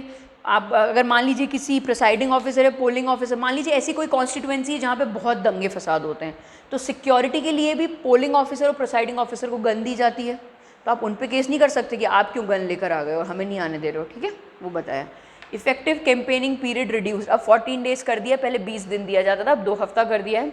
The minimum gap between the last date for withdrawal of candidature and the polling date has been reduced from 20 to 14 days. हमने पढ़ा था nominated candidates within 2 days निकाल सकते हैं अपना नाम, और जो आपके वैलिड कैंडिडेट्स होते हैं, जो इलेक्शन लड़ते हैं, इलेक्टेड वाले जो होते हैं, उनको 2 हफ्ता दिया जाता है. इस 2 हफ्ते में वो पूरी कैंपेनिंग करते हैं. ठीक है, अब आइए इलेक्टोरल रिफॉर्म्स आफ्टर 1996। अच्छा, जो बिफोर वाला 1996 है उसमें मार्क कर लो। एक तो यही हो गया फर्स्ट वाला, ये लिखना ही लिखना है, लोअरिंग ऑफ वोटिंग एज। दूसरा हो गया आपका इलेक्ट्रॉनिक वोटिंग मशीन। तीसरा हो गया एपिक। ठीक है, ये तीन बहुत इंपॉर्टेंट हैं जो बिफोर 1996 हुए हैं, है ना। फिर 1996 में कर लो लिस्टिंग, मार्क कर लो। एक दूसरा death of a candidate mark कर लो, holiday on the polling day mark कर लो। जो आपको याद रहेंगे ना वो मार्क कर रहे हैं और जो इंपॉर्टेंट भी हैं। एक prohibition of liquor and arms, दोनों को एक साथ कर सकते हो, लिख सकते हो। And contestant restricted to 2 constituencies, ये इंपॉर्टेंट है, ठीक है। फिर आइए इलेक्टोरल रिफॉर्म्स आफ्टर 1996 आते हैं हम कि 1996 के बाद क्या रिफॉर्म्स हुए हैं। Presidential and vice presidential elections, इसमें सिक्योरिटी डिपॉजिट बढ़ाया है और आपका जो प्रपोजर्स और सेकेंडर्स हैं वो भी बढ़ा दिए थे। एक बार पढ़ते हैं इसको। In 1997 the number of electors as proposers and seconders for contesting election to the office of president was increase from 10 to 50 and to the office of vice president from 5 to 20। Further the amount of security deposit was also increase from 2500 to 15,000 for contesting election to both the office of president and vice president to discuss frivolous candidates. ठीक है, कोई भी बंदा लड़ने ना आ जाए इसलिए हमने सिक्योरिटी डिपॉजिट बढ़ा दिया और सेकेंडर्स और प्रपोजर्स का नंबर बढ़ा दिया। फिर उसके बाद रिक्विजिशनिंग ये छोड़ सकते हो, इसमें बेसिकली वही लिखा हुआ है कि लोकल अथॉरिटीज़, पंचायत वगैरह के स्टाफ आता है, LIC, यूनिवर्सिटीज़ के टीचर्स, बैंक्स, इन सबको बुलाया जाता है डिप्लॉयमेंट के लिए। ठीक है। तीसरा है वोटिंग थ्रू पोस्टल बैलेट, ये इंपॉर्टेंट है, ये मार्क करो, जो आफ्टर 1996 हुआ है। क्या होता है पोस्टल बैलेट? कल हमने पढ़ा था जैसे आर्म्ड फोर्सेस के लोग होते हैं, आर्मी हो गया, या मान लीजिए सियाचिन में वोटिंग होने जाना है, या मान लीजिए आप किसी और कंट्री में और आप वोट करना चाहते हैं, तो पोस्टल बैलेट एक सिस्टम है आपका कि आपने अपना वोट डाल के पोस्ट में भेज दिया हमको। ठीक है, तो वो आता है बक्सा ले लेके आपके पास कि भाई ये इनका वोट आया है। सियाचिन में पोस्टल बैलेट से ही होती है वोटिंग। तो जो हिली टेरेन है या डिफ़िकल्ट इन्वायरमेंट में रह रहे हैं वहाँ पे जो वोटिंग होती है वो पोस्टल बैलेट के हिसाब से होती है। In 1993, a provision was made for voting by certain classes of persons through postal ballot. Thus, any class of persons can be notified by the Election Commission in consultation with the government, and the persons belonging to such notified class can give their votes by postal ballot and not in any other manner at elections in their constituency or constituencies. ठीक है, आ गया समझ में? तो कौन define करेगा? Government ही define करेगी इन consultation with ECI कि भाई इनको नोटिफाइड वोटर्स कह दो। कौन कौन से हो गए? जैसे सोल्जर्स हो गए आपके आर्मी के। ठीक है, तो ये नोटिफाइड वोटर्स कहलाएंगे और इनको नोटिफाई कौन करेगा? आपका गवर्नमेंट करेगी इन कंसल्टेशन विद ECI। चलिए, फिर आइए एक होती है प्रॉक्सी वोटिंग। एक हो गया आपका पोस्टल बैलेट, एक हो गई आपकी प्रॉक्सी वोटिंग। प्रॉक्सी मतलब आपकी जगह किसी और ने लगा दी, ये भी आर्म्ड फोर्सेस पे अप्लाई होती है। In 2003, the facility to opt to vote through proxy was provided to the service voters belonging to armed forces and members belonging to a force to which provisions of the Army Act apply. Such service voters who opt to vote through proxy have to appoint a proxy in a prescribed format and intimate the returning officer of the constituency. ये मैंने आपको कल भी बताया था कि ये क्या करते हैं, ये एक एफिडेविट साइन करते हैं कि मेरी तरफ से मेरी वाइफ जो है या मेरा जो स्पाउस है वो क्या करेगा? वोट करेगा। और वो भी एक एफिडेविट साइन करती है कि हाँ, इन माई नॉलेज मैं क्या कर रही हूँ, मैं उनकी तरफ से वोट दे रही हूँ। ठीक है, दोनों का एफिडेविट सबमिट किया जाता है और इनकी जो प्रॉक्सी वोटिंग मतलब मेरी तरफ से मेरी वाइफ जो है वो प्रॉक्सी लगा रही है। ठीक है। Declaration of criminal antecedents assents by candidates. In 2003, the Election Commission issued an order directing every candidate seeking election, हर एक कैंडिडेट को क्या बताना पड़ेगा? सब कुछ बताना पड़ेगा। असेट, लाइबिलिटी, एजुकेशनल क्वालिफिकेशन, कोई लोन लिया है, डिपेंडेंट्स की क्या क्या क्वालिफिकेशन है, एवरीथिंग। ठीक है, अब ये देखते हैं हम क्या क्या होता है इसके अंदर। Whether the candidate has been convicted or acquitted or discharged in any criminal offence in the past. अगर आपकी कोई भी क्रिमिनल हिस्ट्री रही है तो वो आपको डिस्क्लोज करना पड़ेगा। क्या आपको इम्प्रिजनमेंट हुई है, क्या आपको फ़ाइन हुई है, या दोनों हुआ है, ये सब सारी डिटेल्स आपको फर्निश करनी पड़ेंगी। मतलब हमारी हालत देखो इंडिया की कि हमें ये वाला कॉलम देना पड़ रहा है हमारे लॉ मेकर्स को कि क्योंकि केसेस सबके अगेंस्ट चल रहे हैं हमारे यहाँ। तो सोचो ये कॉलम हमको, हमारी एपेथी देखो इंडिया की डेमोक्रेटिक सिस्टम की कि हमको ये कॉलम रखना पड़ रहा है कि भाई लिख दो, अगर कुछ किया भी है तो लिख के हमें बता दो कि अगर ऐसा कुछ किया है तो। Second, prior to 6 months of filing nomination, whether the candidate is accused in any pending case of any offence punishable with imprisonment for 2 years or more and in which charges were framed or cognizance was taken by a court, if so the details thereof. मतलब nomination day के 6 महीने पहले तक भी अगर कोई pending case है आपके ऊपर, ठीक है, जिसकी सज़ा का कन्विक्शन 2 या 2 से ज़्यादा है तो उसकी सारी डिटेल्स आपको वहाँ पे लिखनी पड़ेगी। ठीक है, आ गया समझ में। तीसरा, द असेट्स। अब इसमें मूवेबल, इमूवेबल, बैंक बैलेंस सब कुछ आ जाता है। अगर आपके पास गोल्ड है, कैश है, एफडी है, सब कुछ आपको, ज़मीन जायदाद सब कुछ आपको डिक्लेयर यहाँ पे करना पड़ेगा। ऑफ अ कैंडिडेट, उसके स्पाउस और उसके डिपेंडेंट्स का भी, अगर उसके माँ बाप उस पर डिपेंडेंट हैं तो उनके नाम पे क्या क्या ज़मीन है सब कुछ आपको यहाँ पे लिखना पड़ेगा। चौथा, लाइबिलिटीज़। अगर आपने कोई लोन ले रखा है किसी गवर्नमेंट से, किसी बैंक से, तो वो सब आपको क्लियरली वहाँ पे लिखना पड़ेगा। Liabilities if any, particularly whether there any dues of any public financial institution और governmental dues. The educational qualification of the candidate, कौन सी डिग्री है आपके पास, कितना आपने पढ़ा लिखा है, ये सब भी आपको वहाँ पे लिखना पड़ेगा। Clear. Furnishing any false information in the affidavit is now an electoral offence punishable with imprisonment up to 6 months और फाइन और बोथ। ठीक है, अब आइए चेंजेस इन राज्यसभा इलेक्शन, इसमें देख लेते हैं। 1996 के बाद हुआ ये 2003 में। The following 2 changes were introduced with respect to the elections to the Rajya Sabha. पहला जो रिक्वायरमेंट था पहले कि आपको उसी डोमिसाइल रिक्वायरमेंट चाहिए उसी स्टेट का, वो हटा दिया गया है। डोमिसाइल और residency requirement of a candidate contesting an election to the Rajya Sabha was removed. Prior to this a candidate had to been elected in the state from where he was to be elected. मान लीजिए जैसे मनमोहन सिंह असम से आए थे Rajya Sabha member में, तो बोला गया था कि भाई आप वहीं के ही आप इलेक्टर होने चाहिए, लेकिन वो नहीं थे। ठीक है, तो वो रिक्वायरमेंट जो है वो 2003 में हटा दिया गया था। Now it would be sufficient if कहीं भी किसी भी पार्लियामेंट्री कॉन्स्टिट्यूएंसी में अगर वो इलेक्टर है तो वो काफ़ी होगा, आपको उस पर्टिकुलर स्टेट का इलेक्टर होने की ज़रूरत नहीं है। ये हटा दिया 2003 में। फिर आइए introducing open ballot system instead of secret ballot system for elections in Rajya Sabha. अब आप जाओगे, आपको ज़रूरी नहीं है दिखाना, आप दिखाओगे नहीं वोट, लेकिन आप सबके सामने बैलेट पेपर डालोगे अपना बैलेट बॉक्स में। ठीक है, उसके लिए अलग से कोई स्टेशन नहीं बनाया गया है। This was done to curb cross voting and to wipe out the role of money power during Rajya Sabha elections. Under the new system an elector belonging to a political party has to show the ballot paper after marking his vote to a nominated agent of that particular party. ठीक है, मतलब आप अपनी party के ही agent को दिखा रहे हैं, आपको सबको ऐसे दिखाने की ज़रूरत नहीं है आप क्या वोट कर रहे हो।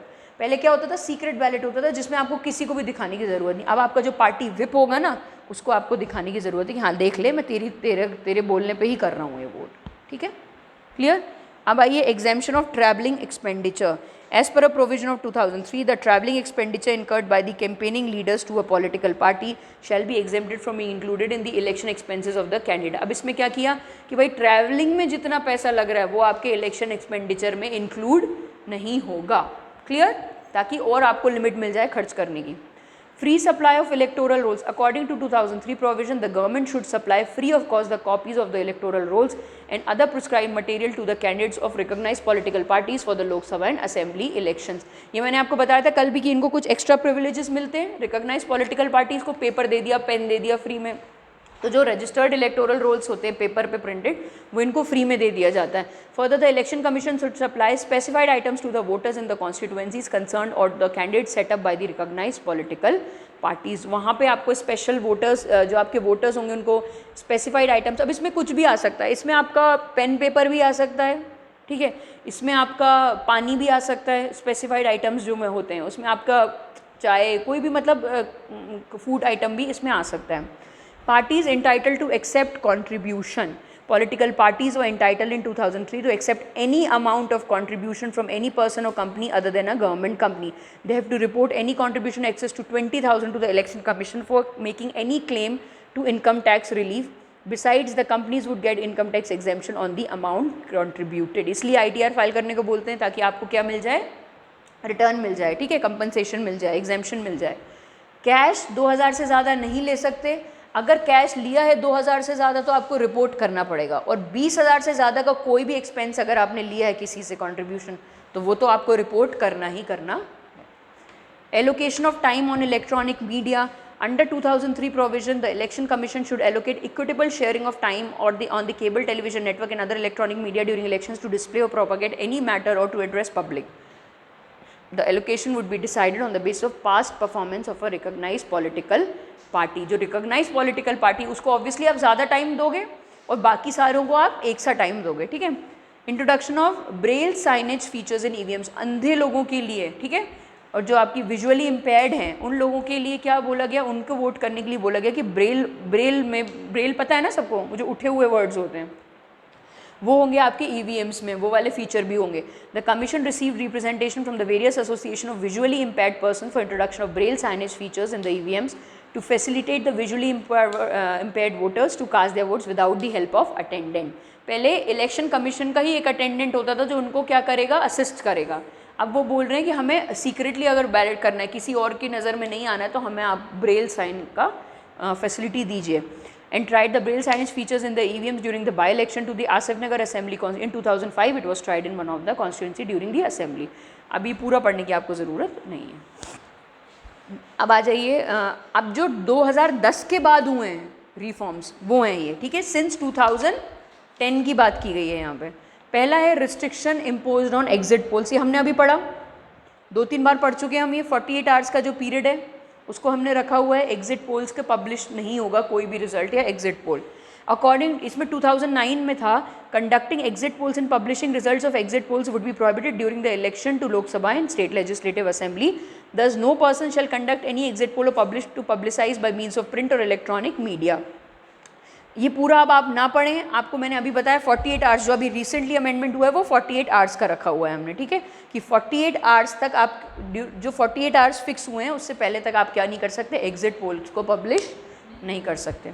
फिर आइए, time limit for submitting a case of disqualification. Provision was made for the simplification of the procedure for disqualification of person found guilty of corrupt practices. It provided for a 3-month time limit within which the specified authority will have to submit the case of a person found guilty of corrupt practice to the president for determination of question or disqualification. मतलब 3 month में आपको उसकी trial पूरी की पूरी ख़त्म करनी ही करनी पड़ेगी। और किसको सबमिट करना पड़ेगा, अपॉइंटिंग अथॉरिटी को, कि भाई ये केस हो गया पूरा का पूरा सॉल्व। फिर आइए, all officials included in corrupt practice. In 2009 a provision was made for the inclusion of all officials, whether in the government service or not, appointed or deputed by the election commission in connection with the conduct of elections within the scope of corrupt practice of obtaining any assistance by a candidate for the furtherance of the prospects of his election. इसका क्या मतलब है, मान लीजिए कोई teacher है university का और वो ड्यूटी पे है और उसने कुछ अंदर गड़बड़ी करी, तो वो ये नहीं बोल सकता कि मुझे तो आप डिस्क्वालीफाई कर ही नहीं सकते, मैं तो गवर्नमेंट जॉब में हूँ ही नहीं, मैं तो यूनिवर्सिटी से आया हूँ, मैं तो सिर्फ डेप्यूटेशन पे हूँ। तो हमने बोला जितने भी गवर्नमेंट ऑफिसर्स हैं उसके साथ साथ जितने भी लोग जो डेप्यूटेशन पे भी आए हैं वो भी लायबल होंगे। अगर उन्होंने कोई फ्रॉड किया है, कोई करप्ट प्रैक्टिस की है ड्यूरिंग द इलेक्शन, तो उनको भी क्या किया जाएगा, रेप्रीमांड किया जाएगा, उनको भी क्या किया जाएगा, इलेक्शन पिटिशन में आंसरेबल ठहराया जाएगा कोर्ट में। क्लियर, ठीक है। उसके बाद इंक्रीज इन सिक्योरिटी डिपॉजिट, ये हमने सिक्योरिटी डिपॉजिट बढ़ा दिया गया है। नॉर्मल जनरल कैंडिडेट्स के लिए 10,000 से 25,000 कर दिया गया है और SC/ST कैंडिडेट्स के लिए 5,000 से 12,500 कर दिया गया है। ये आप देख लेना लिमिट, इतना कुछ याद रखने की इसमें ज़रूरत नहीं है, ठीक है। फिर आइए, appellate authority with in the district, इसको पढ़ते हैं। इन 2009 a provision was made for appointment of an appellate authority within the district against the order of ERO instead of the chief electoral officer of the state. पहले क्या होता था कि ERO मतलब क्या हुआ, election registration officer, इलेक्टर registration officer. आप इसके पास जाओगे, बोलोगे मेरा इलेक्टोरल रोल में आप रजिस्ट्रेशन करा दो, ठीक है। इसके अगेंस्ट मान लीजिए वो बोले नहीं आप इस कास्ट के हो मैं नहीं करा रहा, या आप लोअर कास्ट के हो मैं नहीं करा रहा, या आप अनपढ़ हो मैं नहीं करा रहा। अगर ये रजिस्टर ना करे और इसके अगेंस्ट अगर आपको कोई कंप्लेंट करनी है, तो पहले कंप्लेंट जाती थी डिस्ट्रिक्ट इलेक्टोरल ऑफिसर को, जो कलेक्टर है आपका। अब वो कंप्लेंट कहाँ जाती है, एक प्रॉपर अपेलेट अथॉरिटी बना दी गई है कि इसके खिलाफ भी अगर आपको कंप्लेंट करनी है तो वो कहाँ जाएगी, उस कोर्ट में जाएगी, ठीक है। Thus, an appeal against any order of the electoral registration officer of a constituency will now lie before the district magistrate or additional district magistrate और एग्जीक्यूटिव मजिस्ट्रेट और डिस्ट्रिक्ट कलेक्टर और an officer of equivalent rank. अब यहाँ पे आपको समझ में आ रहा है कि पहले ये DEO के पास जाती थी, अब ये मजिस्ट्रेट के पास जाएगी। मतलब हमने इसको किसका दर्जा दे दिया है, जुडिशियल प्रोसीडिंग्स का दर्जा दे दिया है, ठीक है। ये मजिस्ट्रेट के पास जाएगी, अब अपेलेट अथॉरिटी बना दी है। A further appeal against any order of the DM or additional DM will now lie to the chief electoral officer of the state। तो पहले इसकी ERO की कंप्लेंट कहाँ जाती थी, DEO के पास जाती थी। अब इसकी कंप्लेंट जो है ERO की, वो एक अपेलेट अथॉरिटी, वो भी मजिस्ट्रेट के पास जाएगी, और मजिस्ट्रेट की कंप्लेंट कहाँ जाएगी आपकी, स्टेट इलेक्टोरल ऑफिसर, जो आपका चीफ इलेक्टोरल ऑफिसर होता है, ठीक है ना, जो पूरे के पूरे स्टेट को देखता है। कौन अपॉइंट करता है इसको? हाँ, election commission in consultation with state government, बिल्कुल सही।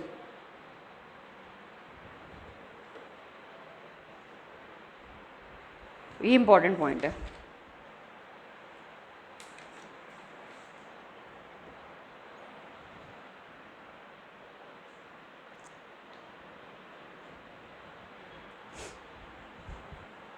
ठीक है, अब आइए voting rights to citizens of India living abroad.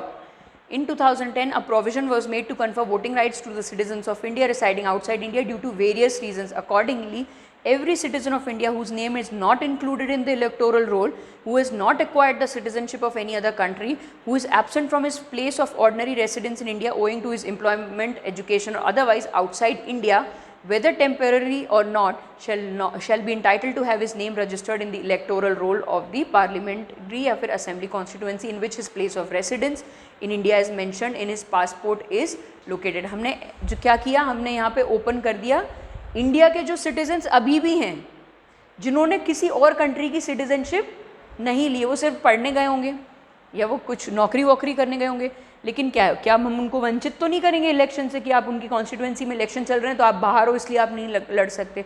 तो हमने बोला एक काम करते हैं, वो वहीं उसकी एम्बेसी में जाके वोट कर सकते हैं। ठीक है, तो हमने इनके लिए क्या ऑप्शन दिया कि भले ही आप मान लीजिए आपकी प्लेस ऑफ रेसिडेंस पे आज वोटिंग होनी थी और आप कहाँ हो, आप अमेरिका में हो, कंपनी के किसी प्रोजेक्ट के लिए गए हो 1 साल के लिए या 2 साल के लिए या मान लीजिए परमानेंट भी चले गए, लेकिन आपने वहाँ की सिटीजनशिप नहीं ली है अब तक, तो अभी भी आप इंडिया के सिटीज़न कहलाओगे। इंडिया के सिटीज़न आप कहलाओगे, इसलिए आप यहाँ की कॉन्स्टिट्यूएंसी में वोट कर सकते हो वहाँ के एम्बेसी के पास जाकर। तो ये प्रोविज़न हमने 2010 में निकाला। ठीक है, जो आपके पासपोर्ट में लोकेटेड होगा आपका एड्रेस, ठीक है, उसी कॉन्स्टिट्यूएंसी की बात हो रही है यहाँ पे। ऑनलाइन इनरोलमेंट इन दी इलेक्टोरल रोल 2013 में हमने एक प्रोविज़न बनाया जिसमें हमने कहा कि आपको घर से बाहर जाने की ज़रूरत ही नहीं है, आप ऑनलाइन भी अपना इनरोलमेंट कर सकते हैं। For this purpose, the central government, after consulting the Election Commission, made the rules known as Registration of the Electors Amendment Rules 2013. These rules made certain amendments in the Registration of Electors Rule 1960. फिर आया आपका NOTA का option. ठीक है, NOTA हो गया आपका none of the above. तो सुप्रीम कोर्ट ने बोला जैसे राइट टू वोट है वैसे राइट टू रिजेक्ट भी आपका राइट है।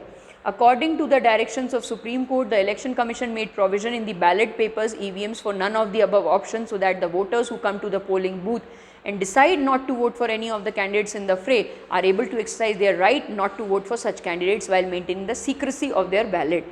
The provision for nota has been made since general election to state legislative assemblies of Chhattisgarh, Madhya Pradesh, Mizoram, Delhi, Rajasthan in 2013 and continued in the general election to state legislative assemblies of Andhra Pradesh, Arunachal Pradesh, Odisha and Sikkim in 2014 along with the general elections to the 16th Lok Sabha. The voters polled against the nota option are not taken into account for calculating the total valid voters polled by the contesting candidates for the purpose of return of security deposits to candidates. अब आपको समझ में आ रहा है, हम बोलते थे ना कि सिक्योरिटी डिपॉजिट आपको वापस तब नहीं मिलेगा अगर आपने less than 1/6 of the vote secure किए हैं। तो पढ़ा है हमने ये कि पहले तो आपसे सिक्योरिटी डिपॉजिट करा लेते हैं, अगर आपने इससे ज़्यादा वोट्स वैलिड वोट्स एक्वायर किए हैं तो आपको वो सिक्योरिटी डिपॉजिट वापस दे दिया जाता है। अगर आपने 1/6 of the total valid vote से कम वोट सिक्योर किए हैं तो आपका वो सिक्योरिटी डिपॉजिट वापस नहीं आता। मान लो कि आपको बोला जाए कि आपको यहाँ पे apart from fees 10,000 security deposit देना है और वो अगर आपने प्रीलिम्स क्लियर कर लिया तो आपको 10,000 वापस मिल जाएगा, अदरवाइज़ वो 10,000 इनके पास ही रहेगा।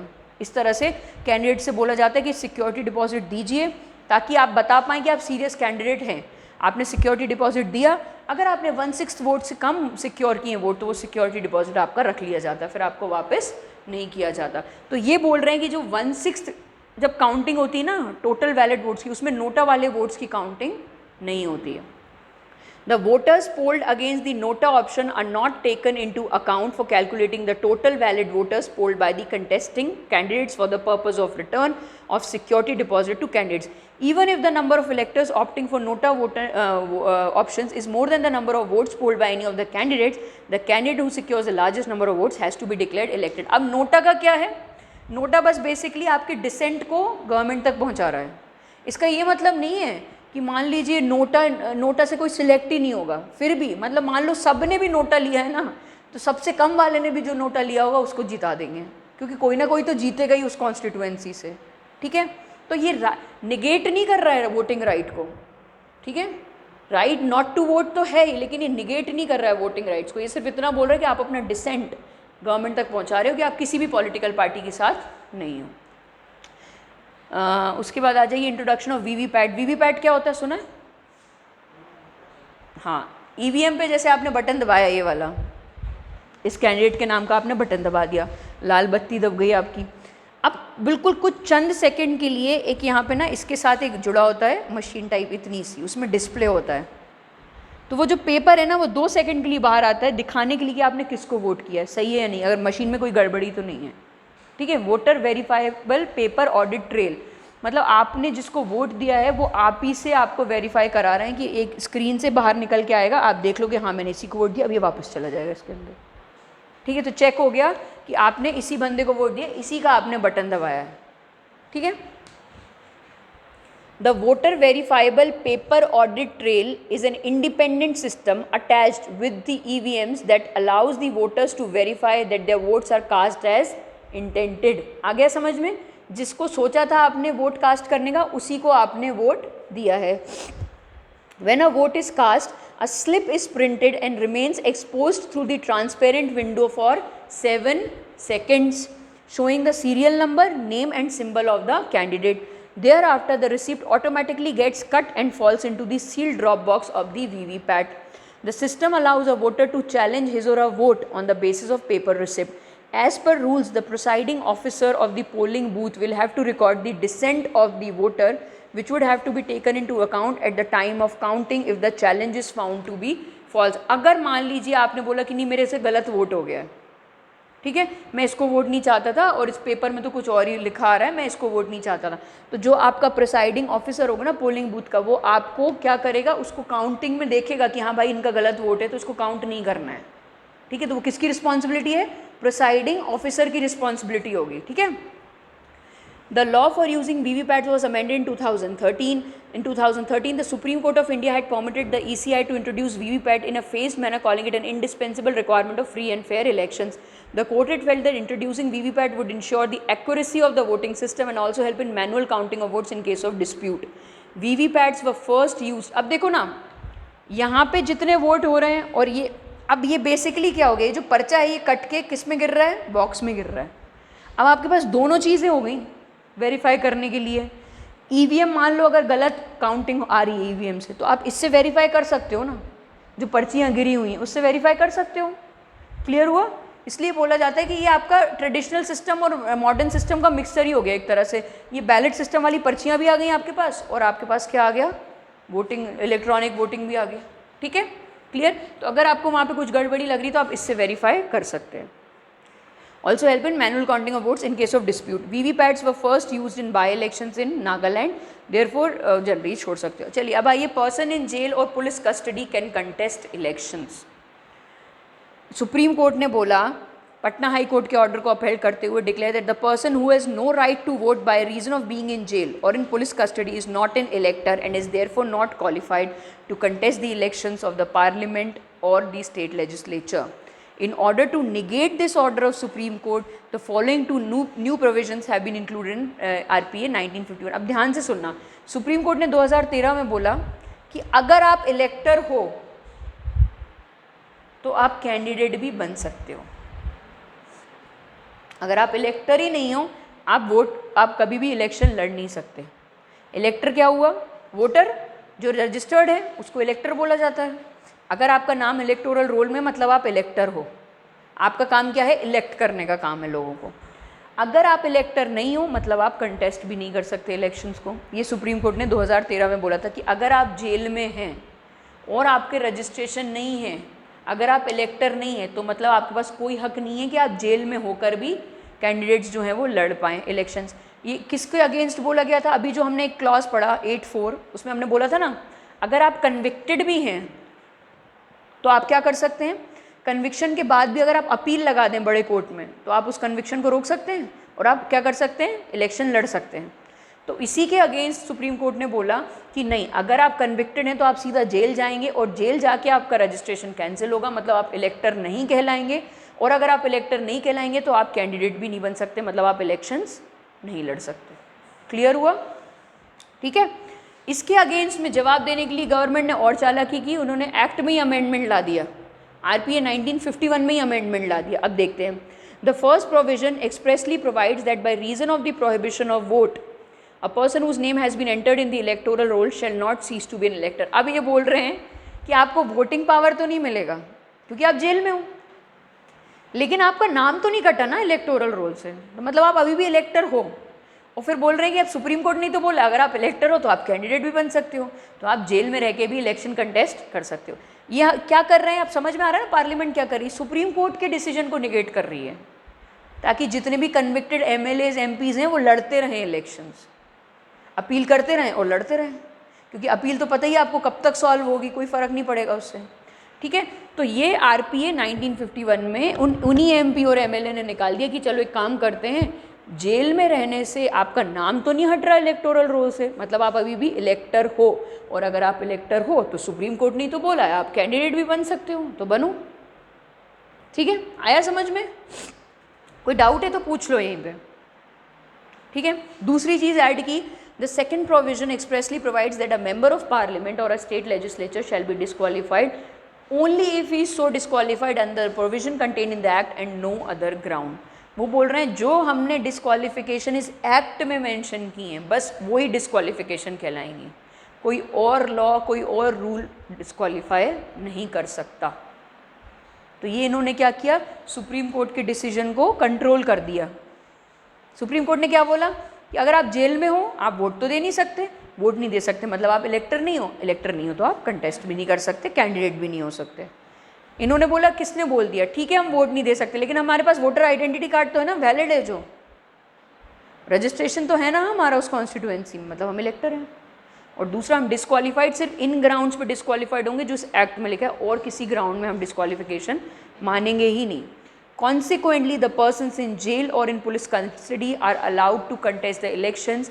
इसलिए सुप्रीम कोर्ट ने इसको इस 8(4) को स्ट्रक डाउन ही कर दिया है। ठीक है, अब आइए, immediate disqualification of convicted MPs and MLAs.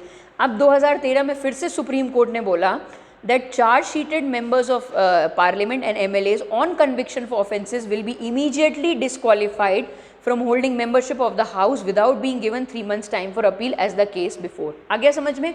यही 8(4) है जो हमने आज पढ़ा। इसको पूरी तरह से क्या किया सुप्रीम कोर्ट ने, नलीफाई कर दिया। सुप्रीम कोर्ट ने बोला अगर आपके अगेंस्ट एक बार चार्जशीट बन गई है, अगर आप कन्विक्टेड हो गए हो, मतलब आप इमीडिएटली डिस्क्वालीफाई हो गए, आपको वो 3 महीने का टाइम नहीं दिया जाएगा।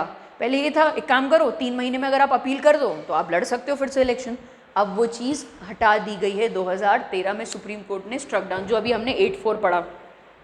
The concern bench of the court struck down as unconstitutional section 8(4) of the RPA 1951 that allows convicted law makers a 3-month period for filing appeal to the higher court and to get a stay of the conviction and sentence. जैसा अभी तक चल रहा था, सभी MP MLA ऐसे काम कर रहे थे, स्टे ले लेते थे आगे जाके। The bench, however, made it clear that the ruling will be prospective and those who had already filed appeals in various high courts of the Supreme Court against their conviction would be exempt from it। अब ये retrospective effect से नहीं है, ये prospective effect से होगा। अब इनमें क्या फ़र्क है आप दोनों सुन लो, आप भी सुन लो जो नए बच्चे आए हैं। रेट्रोस्पेक्टिव का क्या मतलब है? पुराने टाइम से, कि मैं बोल रही हूँ कि सुप्रीम कोर्ट ने आज डिसीजन सुनाया कि कन्विक्टेड एमएलएज इमीडिएटली डिस्क्वालीफाइड होंगे, और आज से नहीं, पिछले जितनी भी अपीलें फाइलें थी उन सबको नलीफाई करो और उन पूरे एमपी एमएलए को कन्विक्ट करो। तो वो हो गया आपका रेट्रोस्पेक्टिव, कि मैंने आज रूलिंग सुनाई लेकिन उसका इफेक्ट मैंने बोला पीछे की डेट से चलेगा। और प्रोस्पेक्टिव क्या हो गया आपका, कि मैंने आज ही रूलिंग सुनाई है, आज ही डिसीजन सुनाया और आज से ये लागू होगा, पुराने केसेस इसमें इंक्लूड नहीं होंगे। तो जो पुराने कन्विक्टेड एमपी एमएलएज हैं और अगर उनने अपीलें फाइल की हुई हैं तो उनको इमीडिएट डिस्क्वालिफिकेशन नहीं मिलेगा, लेकिन आज से लेके अब जो एमपी एमएलए होंगे उनको इमीडिएट डिस्क्वालिफिकेशन मिलेगा। आगे समझ में? ये मतलब होता है प्रोस्पेक्टिव इफेक्ट से और रेट्रोस्पेक्टिव इफेक्ट से।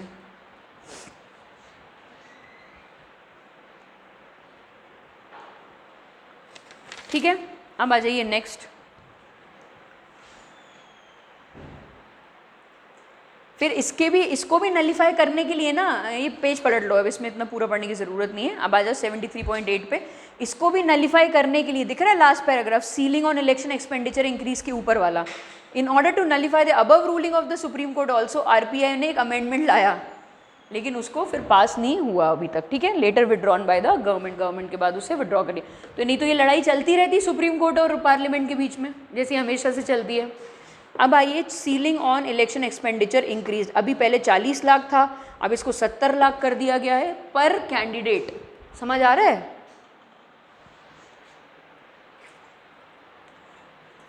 कि भाई लोग बोल रहे थे कि हमारा नहीं हो पा रहा है 40 लाख में एक्सपेंडिचर, तो आप इसको बढ़ा दीजिए।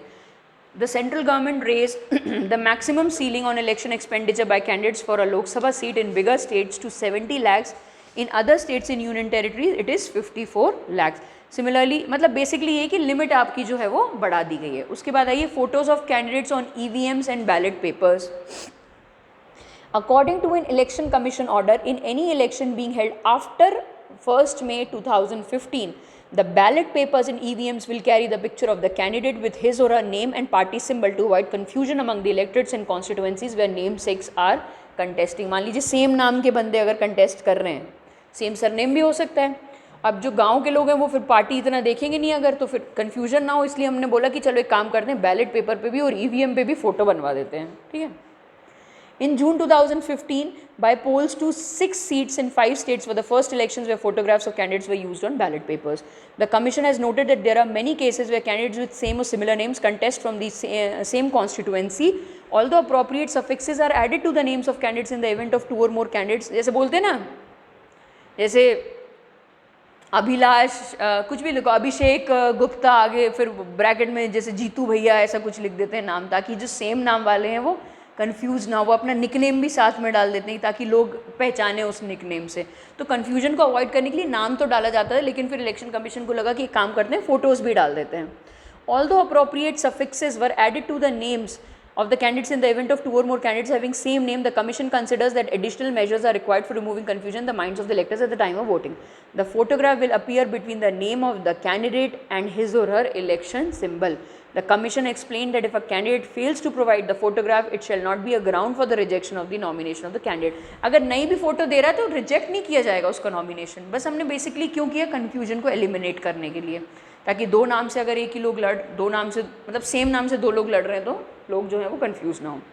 The candidates will now be required to submit the recent photograph, इधर ब्लैक एंड वाइट छोड़ो।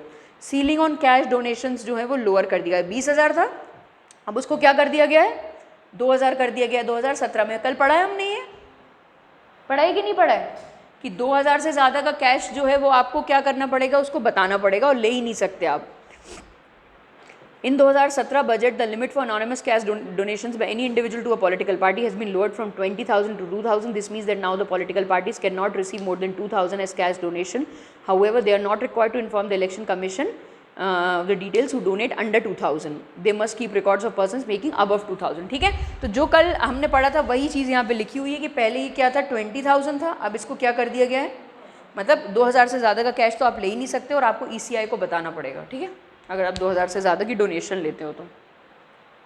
Cap on corporate contributions lifted, हटा दिया गया। The limit on corporate contribution from 7% of the net profit of a companies past 3 financial years has now been removed. This means that now a company can donate any amount of money to any political party, ठीक है, एकदम smooth बना दिया है, अब जिसको जितना देना दे सकते हो।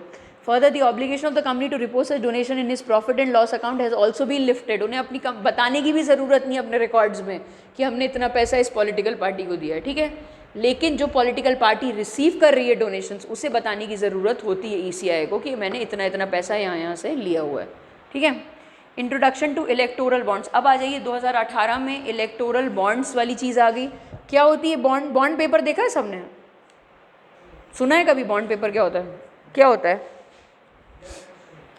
बेसिकली ये हो गया कि प्रॉमिस कर दिया हमने एक दूसरे से कि हम भाई इतने साल बाद या इतने महीने बाद आपको इतना पैसा जो है रीपे कर रहे हैं, हम अभी आपको इतना पैसा दे रहे हैं। बेसिकली अग्रीमेंट हो गया दो पार्टीज़ के बीच में, ठीक है, प्रॉमिस हो गया।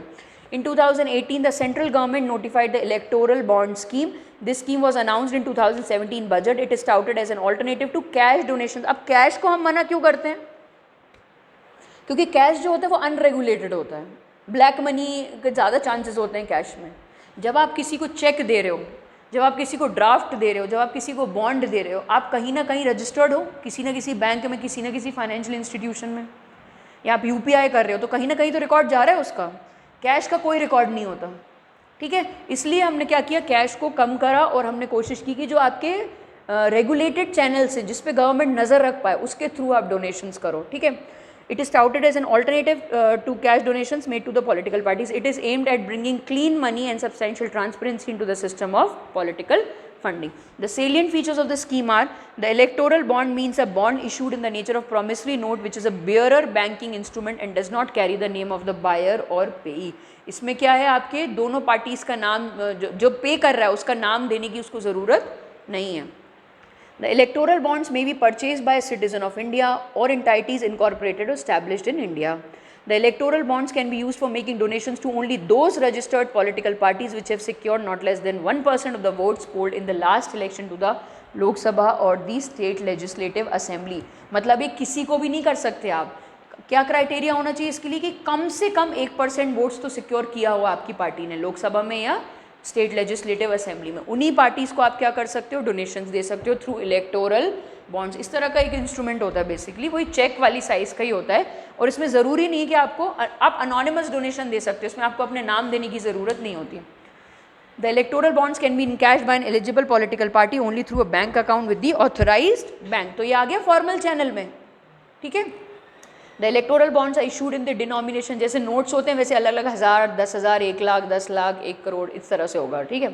The information furnished by the buyer is treated confidential by the authorised bank and is not to be disclose to any authority for any purpose except when demanded by a competent court और upon registration of criminal case by any law enforcement agency.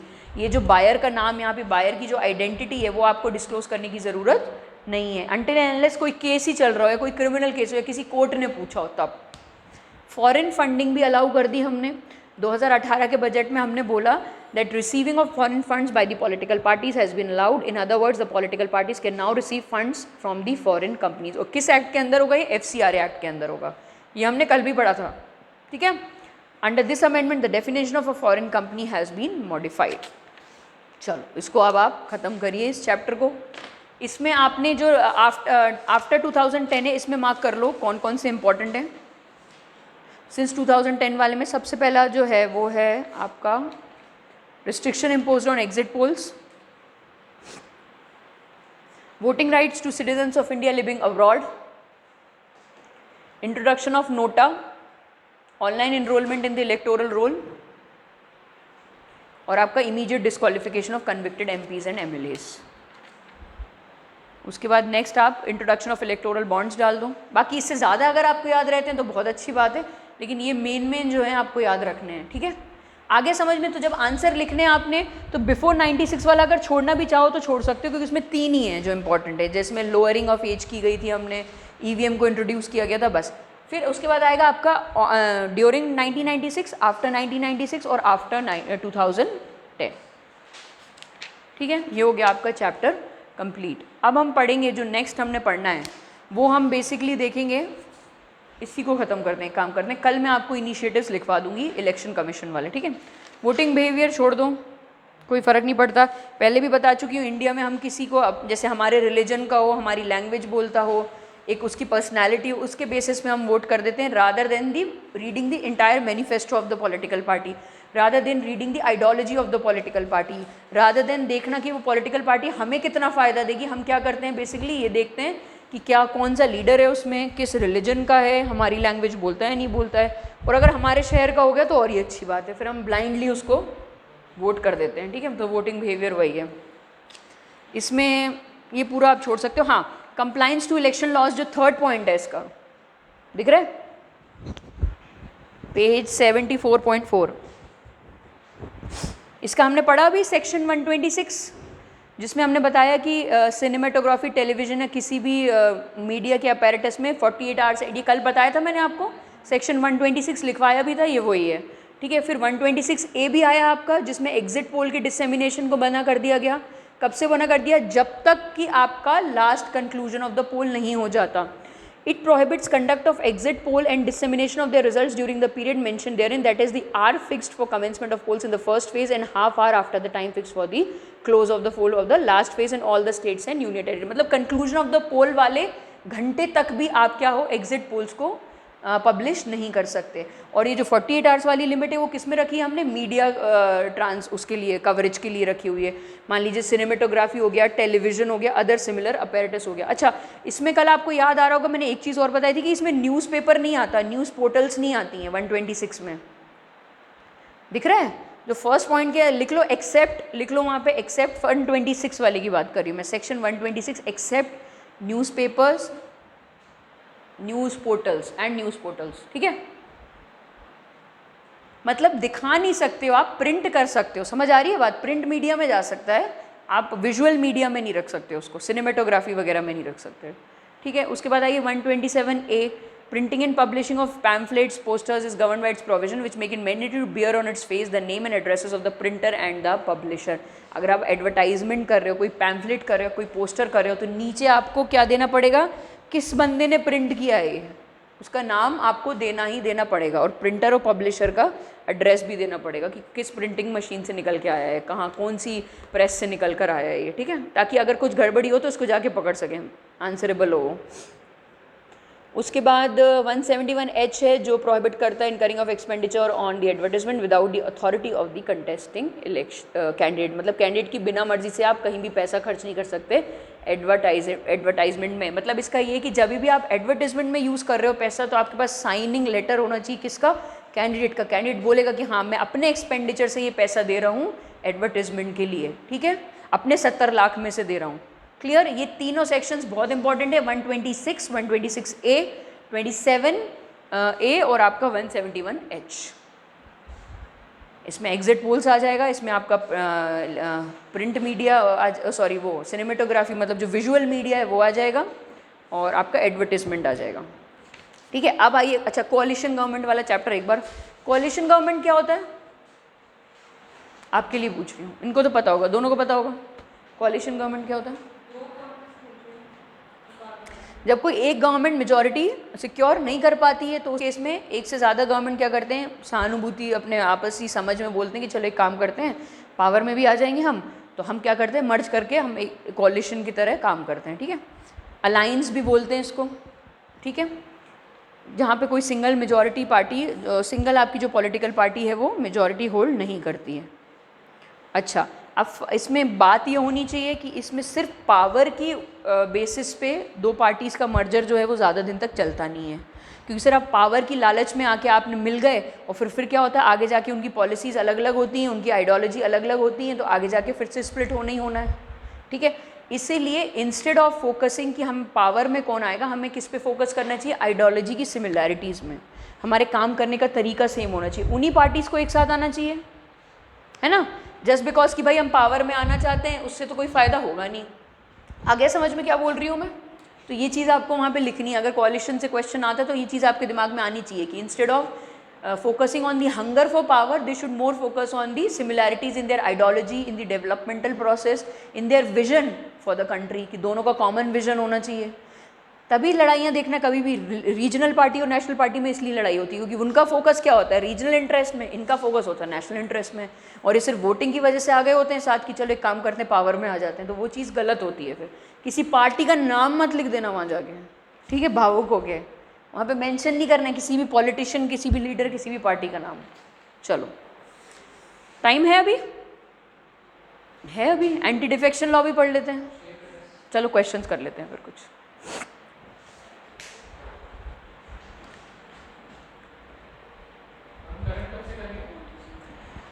कल anti defection करेंगे और कल हम first chapter भी start कर देंगे, ठीक है। तो कल यही हो पाएगा आई थिंक, क्योंकि फर्स्ट चैप्टर थोड़ा सा टाइम लेगा। हाँ, बड़ा नहीं भी है लेकिन वो टाइम लेके पढ़ना ज़्यादा ज़रूरी है instead of just reading it. तो वो और कुछ क्वेश्चंस करेंगे कल, और वो भी करेंगे ICT initiatives taken by the election commission, ये सब कल हो जाना चाहिए। अगर कल नहीं होता है तो परसों की आधी क्लास और लगेगी ये किताब कंप्लीट होने में, ठीक है। उसके बाद हम करंट अफेयर्स स्टार्ट कर देंगे परसों से, परसों की क्लास में ही स्टार्ट कर देंगे करंट अफेयर्स। तो उसके लिए मेरे को भी पढ़ना पड़ेगा, क्योंकि मेरे को देखने पड़ेंगे उसमें से इंपॉर्टेंट कौन कौन से, और कुछ चीज़ें अगर मुझे दिखती हैं जो इसमें कहीं भी नहीं है तो वो मैं पहले वो डिक्टेट कराऊंगी, क्योंकि वो भी आपके नोट्स में होनी चाहिए, क्योंकि सिर्फ प्रीलिम्स तो देना नहीं है, हमने मेंस भी देना है इंशाल्लाह। तो प्लीज़ उसी हिसाब से पढ़ें, ठीक है। चलो अच्छा, एक ना ये मैं बता देती हूँ आपको, अगर टाइम मिले ना तो ये ज़रूर देख लेना। एक सेकेंड, क्या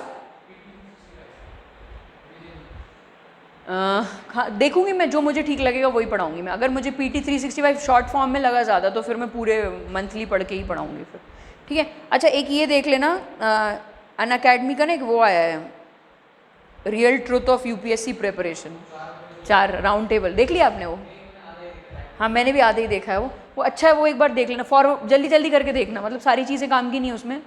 उसमें यही बताया हुआ है कि मुझे इतना डाइवर्स लगा ना वो, कि एक 2013 का भी टॉपर है और एक 2020 का भी है, 20-21 का टॉपर नहीं है, वो IPS है। उसकी बातें मुझे ज़्यादा सही लगी हैं एज़ कम्पेयर टू टॉपर्स जो रैंक 1 और रैंक 3 थे। मुझे 340वें रैंक वाले की बातें ज़्यादा ठीक लगी, जो उसमें बता रहा था सारी चीज़ें कि डिस्क्रिशनरी पावर बहुत है UPSC में। मतलब आप इतना major chunk of marks 275 marks आपने इंटरव्यू के लिए रखे हैं, जो कि बहुत ही सब्जेक्टिव इंटरव्यू है। मतलब जो अच्छे एस्पिरेंट्स भी हैं वो भी बाहर निकल के बोल नहीं पाते हैं कि हमारा इंटरव्यू अच्छा गया या बुरा गया, क्योंकि समझ ही नहीं आता है। कई बार बहुत अच्छा लगता है लेकिन नंबर बहुत ही कम मिलते हैं, तो उससे भी आपके चांसेस लोअर हो जाते हैं। फिर एक बात उसने ये बोली, ये उसने बोली थी, जो जुनैद अहमद है रैंक 3 वाला, उसने बोली थी कि कई बच्चे ऐसे होते हैं जो एक्चुअल जो इंटेलिजेंट बच्चे हैं वो प्रीलिम्स ही क्लियर नहीं कर पाते हैं, और प्रीलिम्स क्लियर नहीं कर पाते लेकिन उनका मेंस और वो बहुत स्ट्रांग होता है इंटरव्यू, क्योंकि उनके पास कॉन्फिडेंस भी होता है, पर्सनैलिटी भी होती है, राइटिंग स्किल्स भी होते हैं। लेकिन जो प्रीलिम्स, अब प्रीलिम्स बेसिकली आपकी, यही वो उस बच्चे ने बोला 2020 वाले ने, कि प्रीलिम्स आजकल सिलेक्ट वो नहीं जज कर रहा सिंसियर बच्चे से नॉन सिंसियर बच्चा कौन है, या आपका ये नहीं जज कर रहा सीरियस बच्चे से नॉन सीरियस बच्चे कौन है, वो जज कर रहा है लकी से अनलकी कौन है। उस दिन अगर आपका दिन है तो आपका प्रीलिम्स क्लियर हो गई होगा, फिर आप मर मुरा के किसी तरह 1-2 क्वेश्चन घिसते घिसाते कट ऑफ क्लियर कर ही लोगे। और अगर वो दिन नहीं है आपका तो आप जान के भी सवाल गलत करोगे, और अगर वो चीज़ गलत हुई तो आपका साल भर, फिर आपको फिर से 0 से स्टार्ट करना है।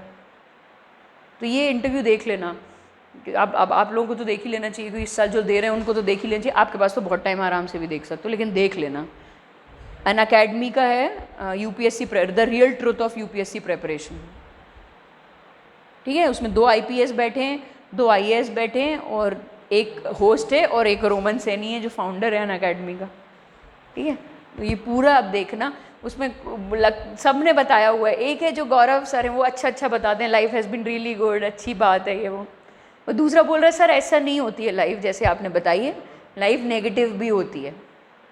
लेकिन फिर गौरव ने ये चीज़ अच्छी बोली कि मान लो एक बुढ़िया आई है, उसने बोला कि हाँ वो बुढ़िया आई थी, उसका केस 20 साल से चल रहा था, मैं मजिस्ट्रेट था, मैंने सॉल्व कर दिया। 80 साल की बुढ़िया थी, ऐसी कुछ बोला था उसने, 80 साल की बुढ़िया का केस मैंने सॉल्व कर दिया। तो वो रोते हुए मेरे पास आई कि मैंने मरने से पहले ये केस सॉल्व देख लिया, तो मुझे बहुत खुशी हुई। उसने सुनी सबकी बातें। दूसरे ने बोला सर मेरा कोई इंस्टाग्राम पे मुझे मैसेज आया था कि कोई मिसिंग है, मैंने उसकी हेल्प कर दी, उसका भाई मिल गया, बहुत अच्छी बात है, वापस आ गया। जब उसने सारी बातें सुन ली, फिर जो रैंक 1 था ना 2013 में, उसने बोला, जब एथिक्स इंट्रोड्यूस हुआ था, उस साल की बात है ये, उसमें उसने बोला कि ऐसी नौबत आनी ही नहीं चाहिए, कोई इतनी बड़ी बात नहीं है, आपके एक साइन करने पे केस हो जाते हैं सॉल्व, एक फ़ोन करने पे लोग मिल जाते हैं, यही तो पावर है ना IAS ऑफिसर का। तो इसमें कोई बड़ा काम नहीं कर दिया आपने अपना रूटीन काम ही किया है। ये आपको वो काम करना चाहिए कि ऐसी नौबत ही ना आए कि लोगों को 20-20 साल तक आपके लिए वेट करना पड़े। आपको सिस्टम में चेंज लाना है, ये नहीं करना है आपको कि अरे वो औरत चल के आई थी, मैंने उसको 2000 रुपये अपने जेब से दे दिए, मैं खुश हो गया।